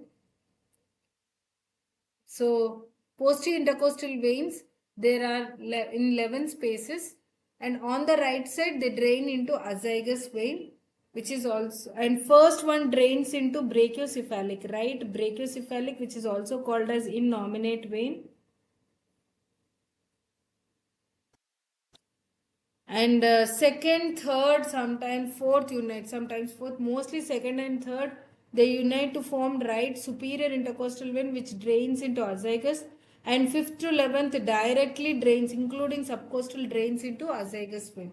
So this is the venous drainage of intercostal veins on the right side. So here in this image we can see on the left side, first intercostal vein drains into left brachiocephalic, second, third, fourth all join to form superior intercostal, which also drains into left brachiocephalic, and fifth, sixth, seventh drains into superior hemiazygous, and also eighth, ninth, 10th, 11th and subcostal veins drains into inferior hemiazygous veins. And azygous vein is formed by joining of subcostal vein and ascending lumbar vein joins to form the azygous vein. And azygous, because it is not having any pair, so it is called azygous, no pair, and it is present only on the right side of the thorax, draining the right side of the chest wall, which is not a true rib. So fifth, sixth, seventh rib is, which is not a true rib, is the answer. So eighth is not a true rib because it is a vertebrochondral rib. Just now I told. Up till seventh they are vertebrosternal. So they are true ribs. Connection between the vertebra and sternum directly. And whereas from 8th, ninth, 10th, 11th, 8th, 9th, 10th, they are joined with the preceding cartilage. They are called vertebrochondral. And 11th and 12th, you all know it is, they are floating ribs. So that is about the thorax, some important topics. Next about the limbs. Which is the nerve root value of superior gluteal nerve. Superior gluteal nerve supplies gluteus medius and minimus. Inferior gluteal nerve supplies gluteus maximus. Okay. So superior gluteal nerve, the root value is it is A, that is L4 L5 S1. L4 L5 S1. So here we can see the root value. Sciatic nerve has got two components, tibial and common peroneal. So tibial component L4 L5 S1 S2 S3. Common peroneal L4 L5 S1 S2. Superior gluteal nerve still S1. Inferior gluteal nerve only L5 S1 S2 again. Nerve to quadratus femoris, nerve to obturator internus, superior gemellus, inferior gemellus, all these. So they are all L4, L5, S1. Posterior cutaneous nerve of thigh, it is from sacral plexus S1, S2, S3. Pudendal nerve, this point is important, please note down. Pudendal nerve root value is S2, S3, S4. And perforating cutaneous nerves S2, S3. So root value for sciatic nerve, now you all tell me. L4, L5, S1, S2, S3. B is the answer. Nerve root to the pudendal nerve, I hope you all can answer this one. S2, S3, S4. I told you all to note down also. In injury to the neck of the fibula, which of the following nerve is usually injured? So neck of the fibula is related to common peroneal nerve. So this any fracture to the neck of the fibula involves common peroneal nerve, which results in common peroneal nerve divides into superficial and deep peroneal. Superficial peroneal nerve supplies peroneal compartment, that is peroneus longus, peroneus brevis, whereas deep peroneal nerve supplies anterior compartment of leg, which causes dorsiflexion. So if there is any damage to common peroneal nerve, there will be foot drop,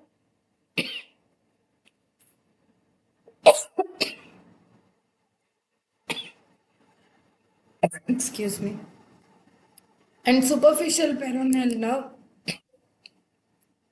peroneus longus brevis causes eversion of foot. So there will be foot drop and foot will be inverted also because the eversion is lost.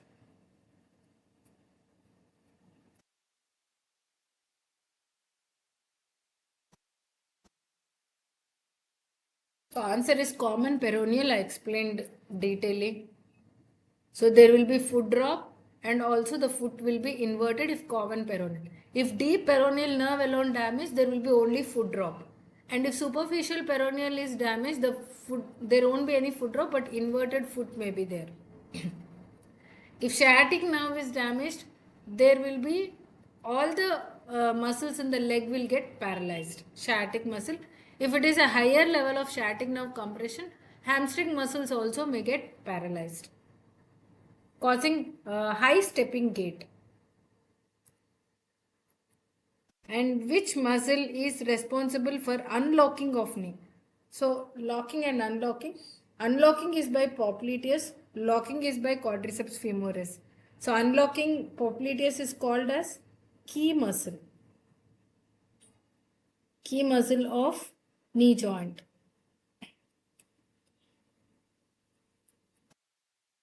This is the answer. Gluteus medius is supplied by, I already told, I hope you all can answer this. Options are superior gluteal, inferior gluteal nerve, nerve to obturator internus, nerve to quadratus femoris. So, inferior gluteal nerve supplies gluteus maximus muscle. Medius is supplied by superior gluteal nerve, medius and minimus. So damage to superior gluteal nerve will cause the paralysis of medius and minimus, and medius and minimus are main abductors of hip. So what happens if these muscles are paralyzed? Medius and minimus, they meant to stabilize the pelvis while walking. So there will be dipping down on the unsupported side of pelvis. This sign is called as Trendelenburg sign.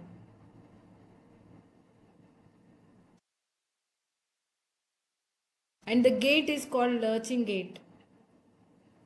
If unilateral paralysis of gluteus medius and minimus, it results in lurching gait. If both the sides it is paralyzed, it is called as waddling gait, duck like gait, waddling gait. And suppose if gluteus medius, like thought to say something. Yeah, gluteus medius, it is the site for intramuscular injections. So during intramuscular injections in the gluteal region, the muscle where we give the intramuscular injection is gluteus medius. Most of people will get confused as gluteus maximus. It is not so. It is outer lateral compartment of the gluteal region. So where gluteus medius is located. So superior gluteal nerve supplies medius, minimus and TFL. Inferior gluteal nerve, gluteus maximus. Obturator internus and superior. Quadratus femoris, inferior and quadrate. And these muscles, right, superior, inferior, gemellus, obturator internus, they are all called as short lateral rotators of thigh. Short lateral rotators of thigh. They helps in the lateral rotation of the thigh. That's why they are called as short lateral rotators of thigh. So you can see all short lateral rotators here. So this is piriformis, then superior gemellus, inferior gemellus, obturator. These three muscles are together forming tricipital tendon. And below quadratus femoris, which is the longest muscle of the body. I hope you all can answer this. A, sartorius, B, extraocular muscle. Extraocular, very small muscles. They are present in the orbit. And C, external oblique, and D, popliteus. Popliteus is also very small muscle. So the longest is the sartorius muscle, which is present superficially in the anterior compartment of the thigh. Sartorius is also called as Taylor's muscle. Called Taylor's muscle, longest muscle of the, it is called sartor means Taylor. Which of the following muscles has attachment to the capsule of the hip joint? So you have to understand the origin of a muscle to understand the capsule. So if you see the acetabulum where the hip joint is formed with the head of the femur articulates with the acetabulum. So just above to the acetabulum, one muscle which gets origin, that is called as reflected head of rectus femoris. Reflected head of rectus femoris, which also partially gains its origin from the capsule. So that is the reason the answer is reflected, because so sartorius is from ASIS, anterior superior iliac spine, which is very far away from the acetabulum. Vastus lateralis medialis are from the femur. They are not from the hip bone. So the only option it is left out is rectus femoris. So rectus femoris arises by two tendons. One is straight head, the other is reflected head. Straight head and reflected head. Straight head from the anterior inferior iliac spine, and reflected head is from the just above the brim of the acetabulum, also from the capsule of hip joint. And I would like to say here one point. Anterior superior iliac spine gives attachment to one muscle and one ligament. Anterior inferior iliac spine gives attachment to one muscle and one ligament. So the muscle which is getting origin from ASIS is sartorius. Sartorius, and the ligament is the inguinal ligament. The one which attaches to ASIS is inguinal ligament. And anterior inferior iliac spine, the muscle is straight head of rectus femoris. Straight head of rectus femoris, and ligament is the iliofemoral ligament, which is the strongest ligament in our body. Iliofemoral ligament, which is also called as ligament of Begilo. It is also called as ligament of Begilo, which is inverted Y-shaped ligament and prevents the trunk from falling back. So that is the function of iliofemoral ligament. Which muscle is responsible for sitting to standing? From sitting to standing means it should be extensor of the hip joint. So sitting to standing, climbing climbing states, fast running, all this gluteus maximus muscle. So the muscle gluteal region includes gluteus maximus, medius and minimus, and deep short lateral rotators. I already told the short muscles are short lateral rotators, and gluteus maximus lies most superficially and it is supplied by inferior gluteal nerve. This point is very important. Action of gluteus maximus: fast running from sitting to standing, climbing steps and climbing ladder, climbing a tree also. Medius minimus, they are powerful abductors of the hip joint and they also helps in internal rotation. Whereas maximus, along with extension, it also helps in external rotation. Normal extension of the thigh, that is extension of the hip during walking, it is done by hamstring muscles. So hamstring muscles are helping normal extension during walking. So here is the gluteal region. Superficial muscle is the gluteus maximus. After removing maximus, we can see medius on this side, the gluteus serrator internus. Next, about the femoral artery. All are the branches of femoral artery except superficial epigastric, superficial circumflex iliac, it is a branch. Then descending genicular artery is also a branch. So here inferior epigastric artery is not a branch of femoral. Inferior epigastric artery, it is branch of actually from the external iliac artery. So here superficial epigastric, superficial circumflex iliac, superficial external pudendal, they are the branches of superficial branches. Deep branches, you can remember, put my dog down please. So put P for profunda femoris, M for muscular branches, D for deep external pudendal and deep genicular branches, and P for perforating branches. Superficial epigastric artery arises from the femoral artery. It is 1 centimeter below the inguinal ligament. Superficial iliac circumflex, it is the smallest cutaneous artery which winds round the iliac bone. That is the reason it is called circumflex iliac. Superficial external will supply the external genitalia in both males and females. Deep external pudendal, it supplies the skin of the scrotum perineal region in both males and females. Muscular branches supply the sartorius anterior compartment and also adductor muscles. Profunda femoris is a deep branch of femoral artery and very large branch which meant to supply the posterior compartment of the thigh. Okay, here movement muscle in ankle inversion is by tibialis anterior and posterior. Sorry, anterior is not mentioned. Plantar flexion is by gastrocnemius and soleus. Great toe extension is by extensor hallucis longus. Tibial nerve supplies deep fibular, that is deep peroneal nerve supplies extensor hallucis longus. Which is true about iliotibial tract. Iliotibial tract is the thickening of the fascia lata or the deep fascia of the thigh. So A is the answer. Which gives insertion to two muscles, that is TFL, tensor fascia lata, and 3/4 of gluteus maximus muscle. Remaining 1/4 of gluteus maximus muscle gets inserted to gluteal tuberosity. Of the fascia is the answer. Iliotibial tract stabilizes the knee joint laterally by lateral stabilization because of contraction of TFL, tensor fascia lata, and we can see gluteus maximus gets inserted into iliotibial tract. Fibula is a sesamoid bone. I hope you all can remember. In the beginning I told sesamoid bone.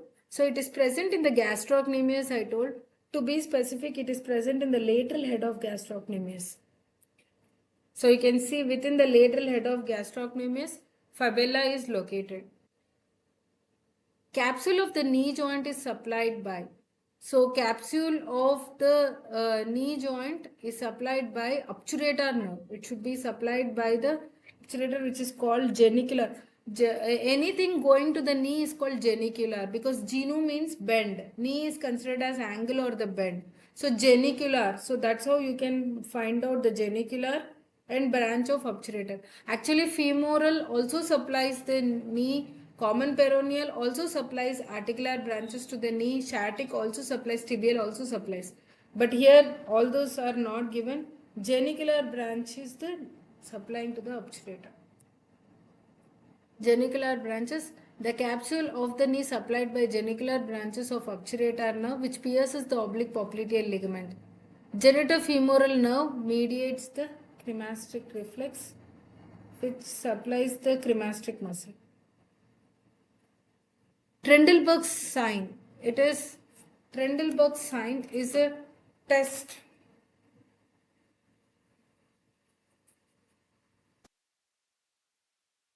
It is a test done. Just now I explained this. Gluteus, medius and minimus. To test gluteus medius, I told already they are powerful abductors of hip joint and supplied by inferior gluteal nerve.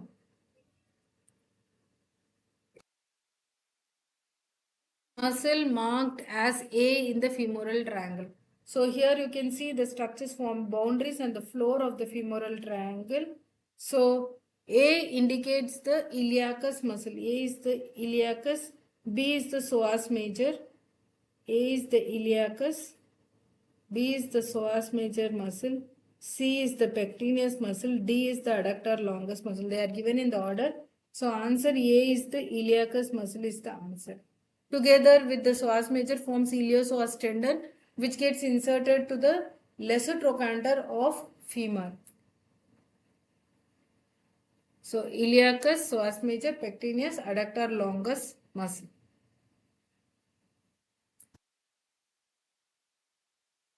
Branches of the obturator nerve, anterior division, it supplies adductor longus. All adductor muscles are supplied by obturator nerve. Obturator nerve is the nerve of adductor compartment. Also gives articular branch to the hip and knee. Posterior division, articular branch to the knee. Space. Yeah. First web space of the foot is supplied by. So if you see the foot, the lateral four toes and between the great toe.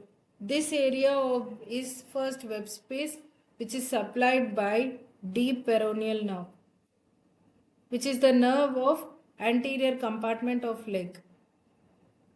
And remaining dorsum of the foot is supplied by superficial peroneal nerve. So answer is deep peroneal.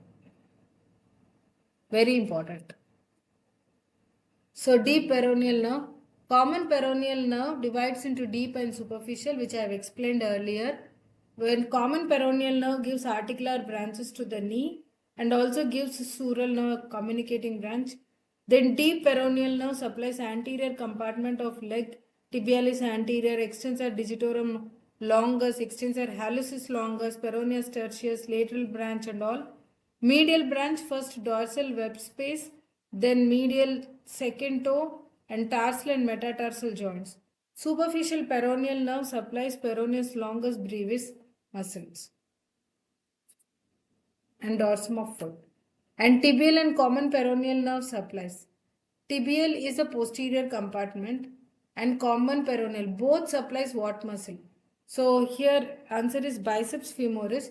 Biceps femoris, it has got long head and short head. Long head is the muscle of hamstring compartment. Short head, it is not considered, it is in the posterior compartment of thigh, but it is not considered as a hamstring muscle. It is supplied by common peroneal nerve. So D is the answer. Posterior compartment includes semitendinosus, semimembranosus, biceps femoris. Adductor magnus, ischial part of adductor magnus is also considered as a hamstring muscle only. Biceps femoris is supplied by both tibial component and common peroneal component of sciatic nerve. All are the contents of cubital fossa except. Now we are starting the upper limb. So cubital fossa, if you see, its boundaries are pronata teres on one side and brachioradialis on the other side, and base is formed by the imaginary line. Brachial artery, median nerve and radial nerve will pass through this triangle. So this cubital fossa triangle. So ulnar nerve is not a component of this. Ulnar artery is the terminal branch of brachial artery which is given off in the cubital fossa itself. So answer is ulnar nerve. So median nerve you can see here cubital fossa. Laterally pronata teres, this cut muscle is pronata teres. Medially brachioradialis. Contents of it you can see brachial artery along with the median nerve. Brachial artery divides into ulnar and radial artery. And tendon of biceps is also an important content, and branch of part of the radial nerve peeps into this cubital fossa. Floor of the cubital fossa, it is formed by supinator muscle. It is formed by supinator muscle, and median nerve, brachial artery is the content, tendon of biceps. The roof contains aponeurosis of biceps, and median cubital vein is most common chosen vein for venesection because the aponeurosis of biceps supports the median cubital vein during venesection. So these points all are the contents of cubital fossa except. So just now we finished ulnar nerve. Triangle of auscultation is all by except. So answer it is serratus anterior is not a boundary. I will explain with the image. Yeah. So here the small triangle posteriorly this triangle is called triangle of auscultation because that area is not covered by muscles where the lung sounds can be heard clearly, and triangle of auscultation is bounded medially by trapezius. So trapezius medially, laterally by latissimus dorsi, and inferiorly by latissimus dorsi, and laterally the medial border of scapula. So these are the boundaries and of triangle. So serratus anterior is nowhere related to this triangle. Musculocutaneous nerve arises from which cord of brachial plexus? So brachial plexus has got three cords, that is lateral, medial and posterior cord. They are named based upon their relation with the second part of axillary artery. So lateral cord, remember the branches LML, medial cord M4U and posterior cord star. This is how can make abbreviations and remember. Lateral cord LML, lateral pectoral nerve, musculocutaneous nerve, lateral root of median nerve. And M is for medial pectoral nerve, medial cutaneous nerve of arm, medial cutaneous nerve of forearm, medial root of median and ulnar nerve. And posterior cord of brachial plexus, upper subscapular, lower subscapular, thoracodorsal nerve, which is a nerve to latissimus dorsi, and A axillary nerve, and R is the radial nerve, which is the terminal continuation of posterior cord. Among this, the radial nerve is the thickest nerve of brachial plexus. Axillary nerve supplies deltoid muscle. Deltoid and teres minor muscle it supplies. And upper and lower subscapular supplies subscapularis muscle. Thoracodorsal nerve supplies latissimus dorsi muscle. So here answer is the lateral cord. You can see the lateral cord branches, musculocutaneous nerve, then lateral pectoral nerve, then one more L is the lateral root of median nerve. This one. Root of medial nerve. So now you know the root of medial is from the posterior cord of brachial plexus. So it is formed by all the roots from C5 to T1. All the roots of brachial plexus contribute in the formation of radial nerve, median nerve. C5 to T1. Winging of scapula is due to the damage of which nerve? So it is due to the damage of nerve supplying serratus anterior. So it is called long thoracic nerve, which is the direct branches from the roots of brachial plexus. So C5, C6, C7 roots will give rise to C7, C8, all will give rise to the roots joined to form long thoracic nerve, which supplies serratus anterior, which is also called as nerve of Bell. Nerve of Bell. Damage to this nerve results in the paralysis of uh, serratus anterior, resulting in winging of scapula. Claw hand is due to. Claw hand is due to. There are. It can be. It is both by median and ulnar nerves. Complete claw hand. Partial claw hand is due to the ulnar nerve. Yeah, both by median and ulnar nerves causes claw hand. Ape thumb deformity is due to injury of. Ape thumb deformity is due to the injury of median nerve. Ape thumb deformity, because median nerve supplies all thenar muscles. Thumb muscles are supplied by median nerve. So median nerve is the main nerve of front of forearm and also supplies the thenar muscles except adductor pollicis. Adductor pollicis is supplied by uh, ulnar nerve. Compression of which of the following nerves leads to carpal tunnel syndrome? So carpal tunnel syndrome means the nerve deep to the flexor retinaculum. So here it is the compression near the wrist. So the nerve deep to the flexor retinaculum is the median nerve. The nerve superficial to flexor retinaculum is ulnar nerve. So the nerve gets compressed under the flexor retinaculum is obviously medial nerve, median nerve resulting carpal tunnel syndrome. So median nerve is the main nerve in front of forearm, and damage to the median nerve at the carpal tunnel results in ape thumb deformity. Median nerve supplies all except. So it is anterior compartment of forearm I told. So it supplies flexor carpi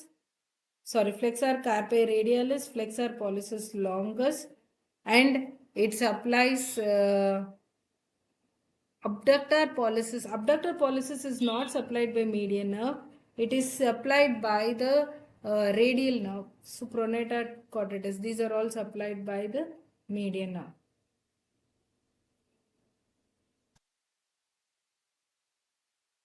So abductor pollicis longus, it is not supplied by median nerve. Muscles of extensor compartment are innervated by radial. So abductor pollicis longus comes under extensor compartment. All are the muscles of rotator cuff except. So you have to remember 6 muscles: supraspinatus, infraspinatus, teres minor, subscapularis. These are the muscles. So what is left over? Teres major is left over is the answer. Injured muscle in the rotator cuff. So most common is the supraspinatus. Tendinitis is very common. Supraspinatus helps in initial 15 degrees of abduction at shoulder joint. So what happens if there is tendinitis, supraspinatus tendinitis, the patient or the subject will feel difficulty to abduct initial 15 degrees. Once you lift passively 15 from 15 above, they will do easily, because that is because of deltoid.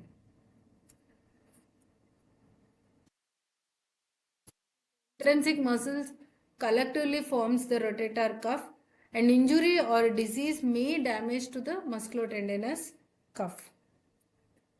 A man lifting a suitcase, downward dislocation of glenohumeral joint is prevented by.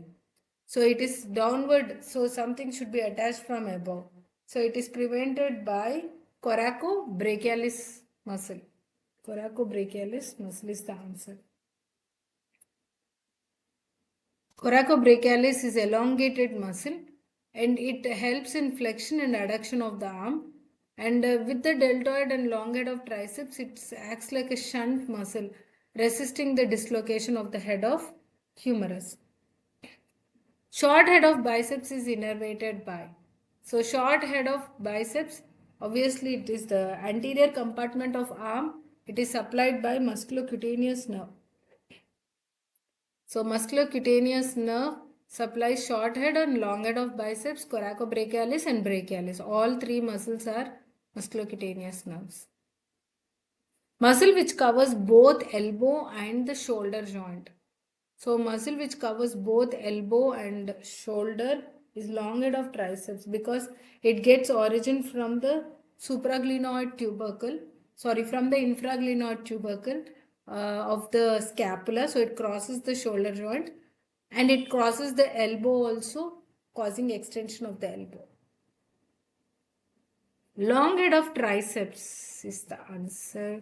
Which of the following is a multipinnate muscle? So obviously the deltoid is a multipinnate muscle.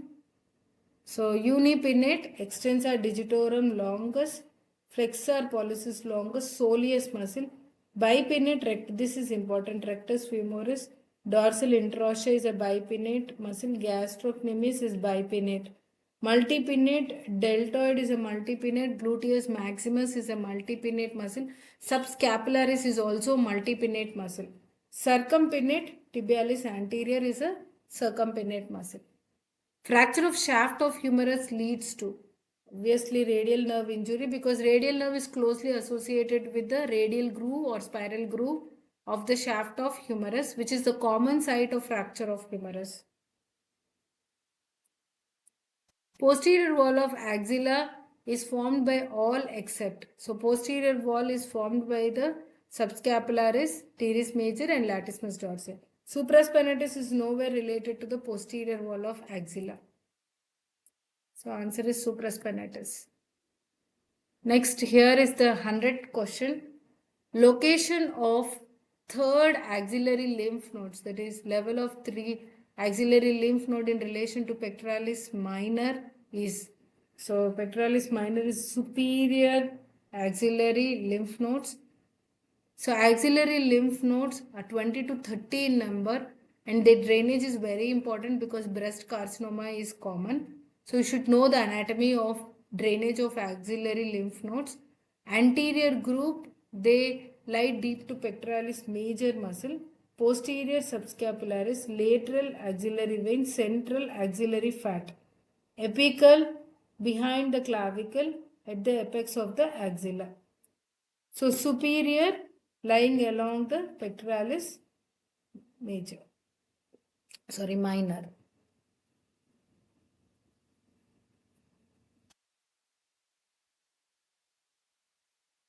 Anatomical snuff box contains. So anatomical snuff box, it is near the base of the thumb. Anatomical snuff box, it contains radial artery. It contains radial artery. I'll show here. Yeah. So the boundaries of anatomical snuff box, it is laterally by the extensor pollicis brevis and medially by extensor pollicis longus, and along with extensor pollicis brevis we are having abductor pollicis laterally, and base is formed by the scaphoid and trapezium base, and within the roof we are having superficial branch of radial nerve, and also the cephalic vein begins here, and as a content we are having only the radial artery as the content. And clinically very important to do venesection of cephalic vein and to access the radial artery here. Regimental batch.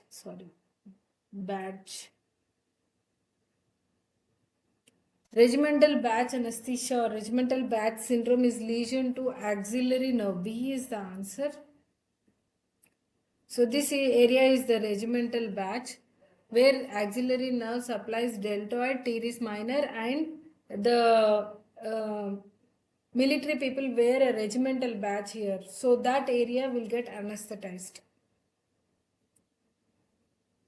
So last we shall cover with the histology as much as possible. I'll try to cover for you all. So trachea is lined by Pseudostratified ciliated columnar epithelium. So B is the answer. It contains hyaline cartilage within the wall, forms tracheal rings. So pseudostratified ciliated columnar epithelium. Gartner cyst is the remnant of. So Gartner cyst is the remnant of mesonephric ducts in females. So one thing we have to remember, in males, the male ductal system is from the mesonephric ducts,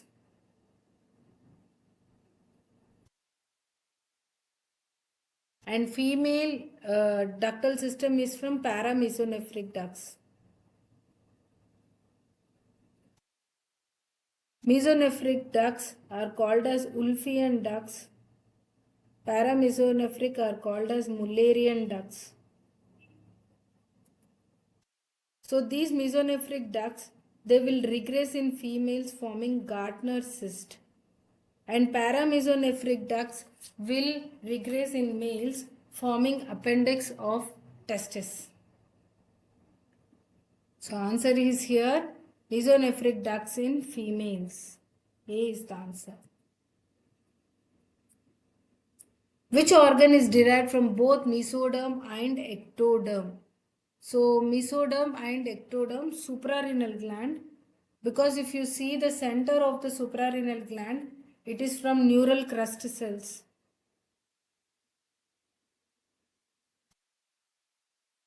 Crust cells. The outer part of the suprarenal, that is the cortex of the suprarenal gland, is from the mesoderm. The center part of the suprarenal gland is from the neuroectoderm. Outer cell mass gives rise to. So if you see the development of embryo, initially it forms the cluster of cells, inner cells and outer cells. Outer cell give rise to trophoblast, which later forms major part of placenta.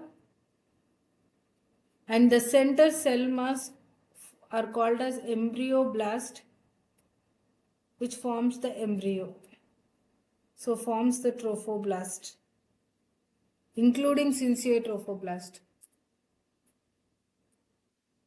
Genital ridge develops from.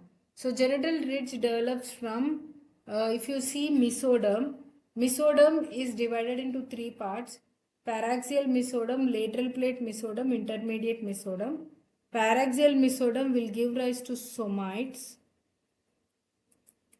which forms vertebra, and they also form the myotome and dermatome. Lateral plate mesoderm will form is divided into splanchnic lateral plate and somatic lateral plate, which forms the visceral and the parietal layers of the peritoneum and pleura and all. Whereas the intermediate mesoderm will form the urogenital system.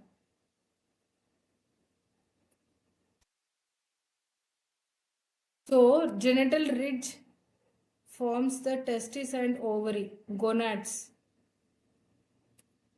So they are from the intermediate mesoderm. Which of the following is true about horseshoe kidney?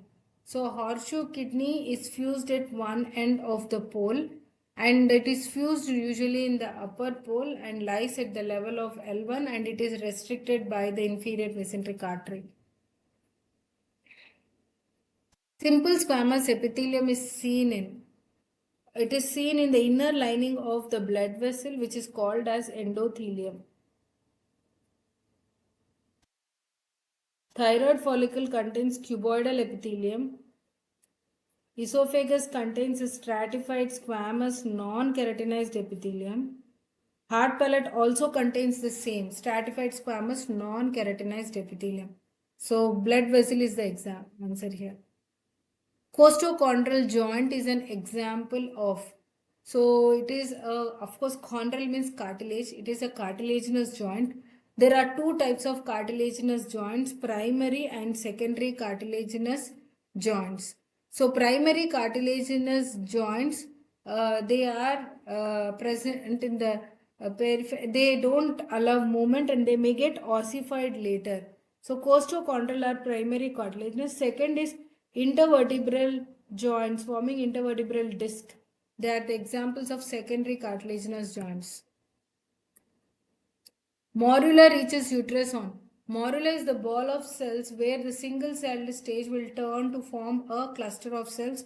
From 16 to 64 cells, it is called morula. 16 to 32 is morula, and 32 to 64 is called advanced morula. In some textbooks, they are giving only 16 to 32 celled stage is called as morula. So morula reaches the uterine cavity by 4th day of fertilization, because on 5th day the outer part of the zona pellucida will be getting disappeared, which is called as hatching. It is called as hatching, and on 6th day implantation begins. And on 5th day itself, we see the formation of blastocyst. So before forming blastocyst, we have this mulberry fruit-like structure which is called morula, which appears on 4th day of fertilization in the uterine cavity. Palatine tonsil develops from. So for this you should know the pharyngeal pouches.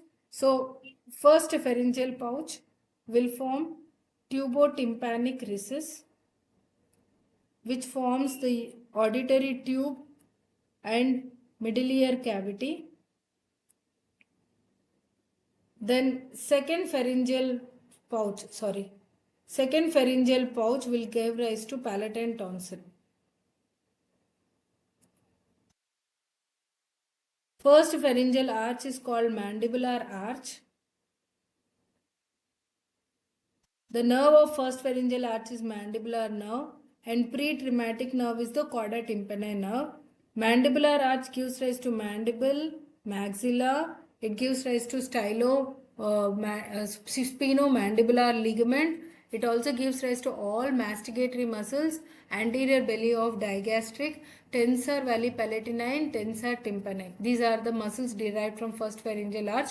The cartilage of the first pharyngeal arch is called as Meckel's cartilage. Whereas the second pharyngeal arch, the cartilage is called Richard's cartilage, and the bone formed is the hyoid bone, so it is called hyoid arch. Upper part of the hyoid and lesser cornoid forms, and also the stylohyoid ligament is formed from the hyoid arch. And the nerve of the second arch is the facial nerve. Third arch is no specific name, and the third arch will form the thyroid cartilage, and fourth arch and sixth arches all will, sorry, third arch will form the lower part of the hyoid bone, and fourth arch will form the thyroid cartilage, and sixth arch will form the cricoid cartilage. And stylopharyngeus muscle is derived from the third arch, which is supplied by glossopharyngeal nerve. Fourth and sixth arch, they are vagus is the nerve of fourth and sixth arches, which are superior laryngeal and recurrent laryngeal nerves, which are the branches of vagus. So these things you should know. And posterior belly of digastric is from the second arch. Anterior belly of digastric is from the first arch. That is the reason anterior belly of digastric and mylohyoid, they are supplied by mandibular nerve. Posterior belly of digastric, it is supplied by facial nerve. So that is about the arches. And first pharyngeal pouch, I already told tubotympanic recess. Second pharyngeal pouch, palatine tonsil. Third pharyngeal pouch will form inferior parathyroid gland and thymus. Third pharyngeal pouch. Fourth pharyngeal pouch will form superior parathyroid gland, and remaining part of fourth will join with the sixth pouch, because fifth is not there, to form a complex which is called as ultimo branchial body, otherwise called as caudal pharyngeal complex, which all forms thyroid parafollicular cells in thyroid gland.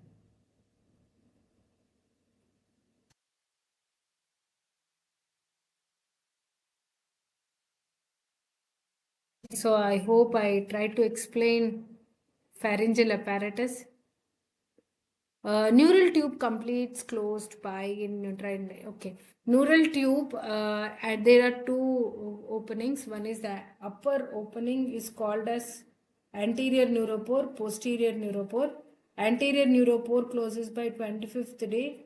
Posterior neuropore closes by 28th or 27th day. In some textbooks, it is given as 28th or 20. So here 27th will be the answer by the time it will get closed, because 28th is not given there. And failure of closure of anterior neuropore results in anencephaly, and posterior neuropore failure closure results in spina bifida. And there are severe different types of spina bifida. Please look at it. And rachis, all these are very important for your entrance exam. So just have a look of different types of spina bifida occulta, rachis, which is the most severe type of spina bifida, and what is meningocele, all these things associated with the spina bifida, please read once. Tympanic membrane. Tympanic membrane is the only membrane derived from all three germ layers, which is separating the first pouch and first cleft. So it is formed from ectoderm, mesoderm, and endoderm. Horseshoe shaped kidney is ascent is prevented by, it is prevented by inferior mesenteric artery. It is horseshoe shaped kidney is prevented by inferior mesenteric artery. Thank you. With this we complete the session. I hope I covered almost all the important topics. All the best FMGE students for your exams. Thank you a lot.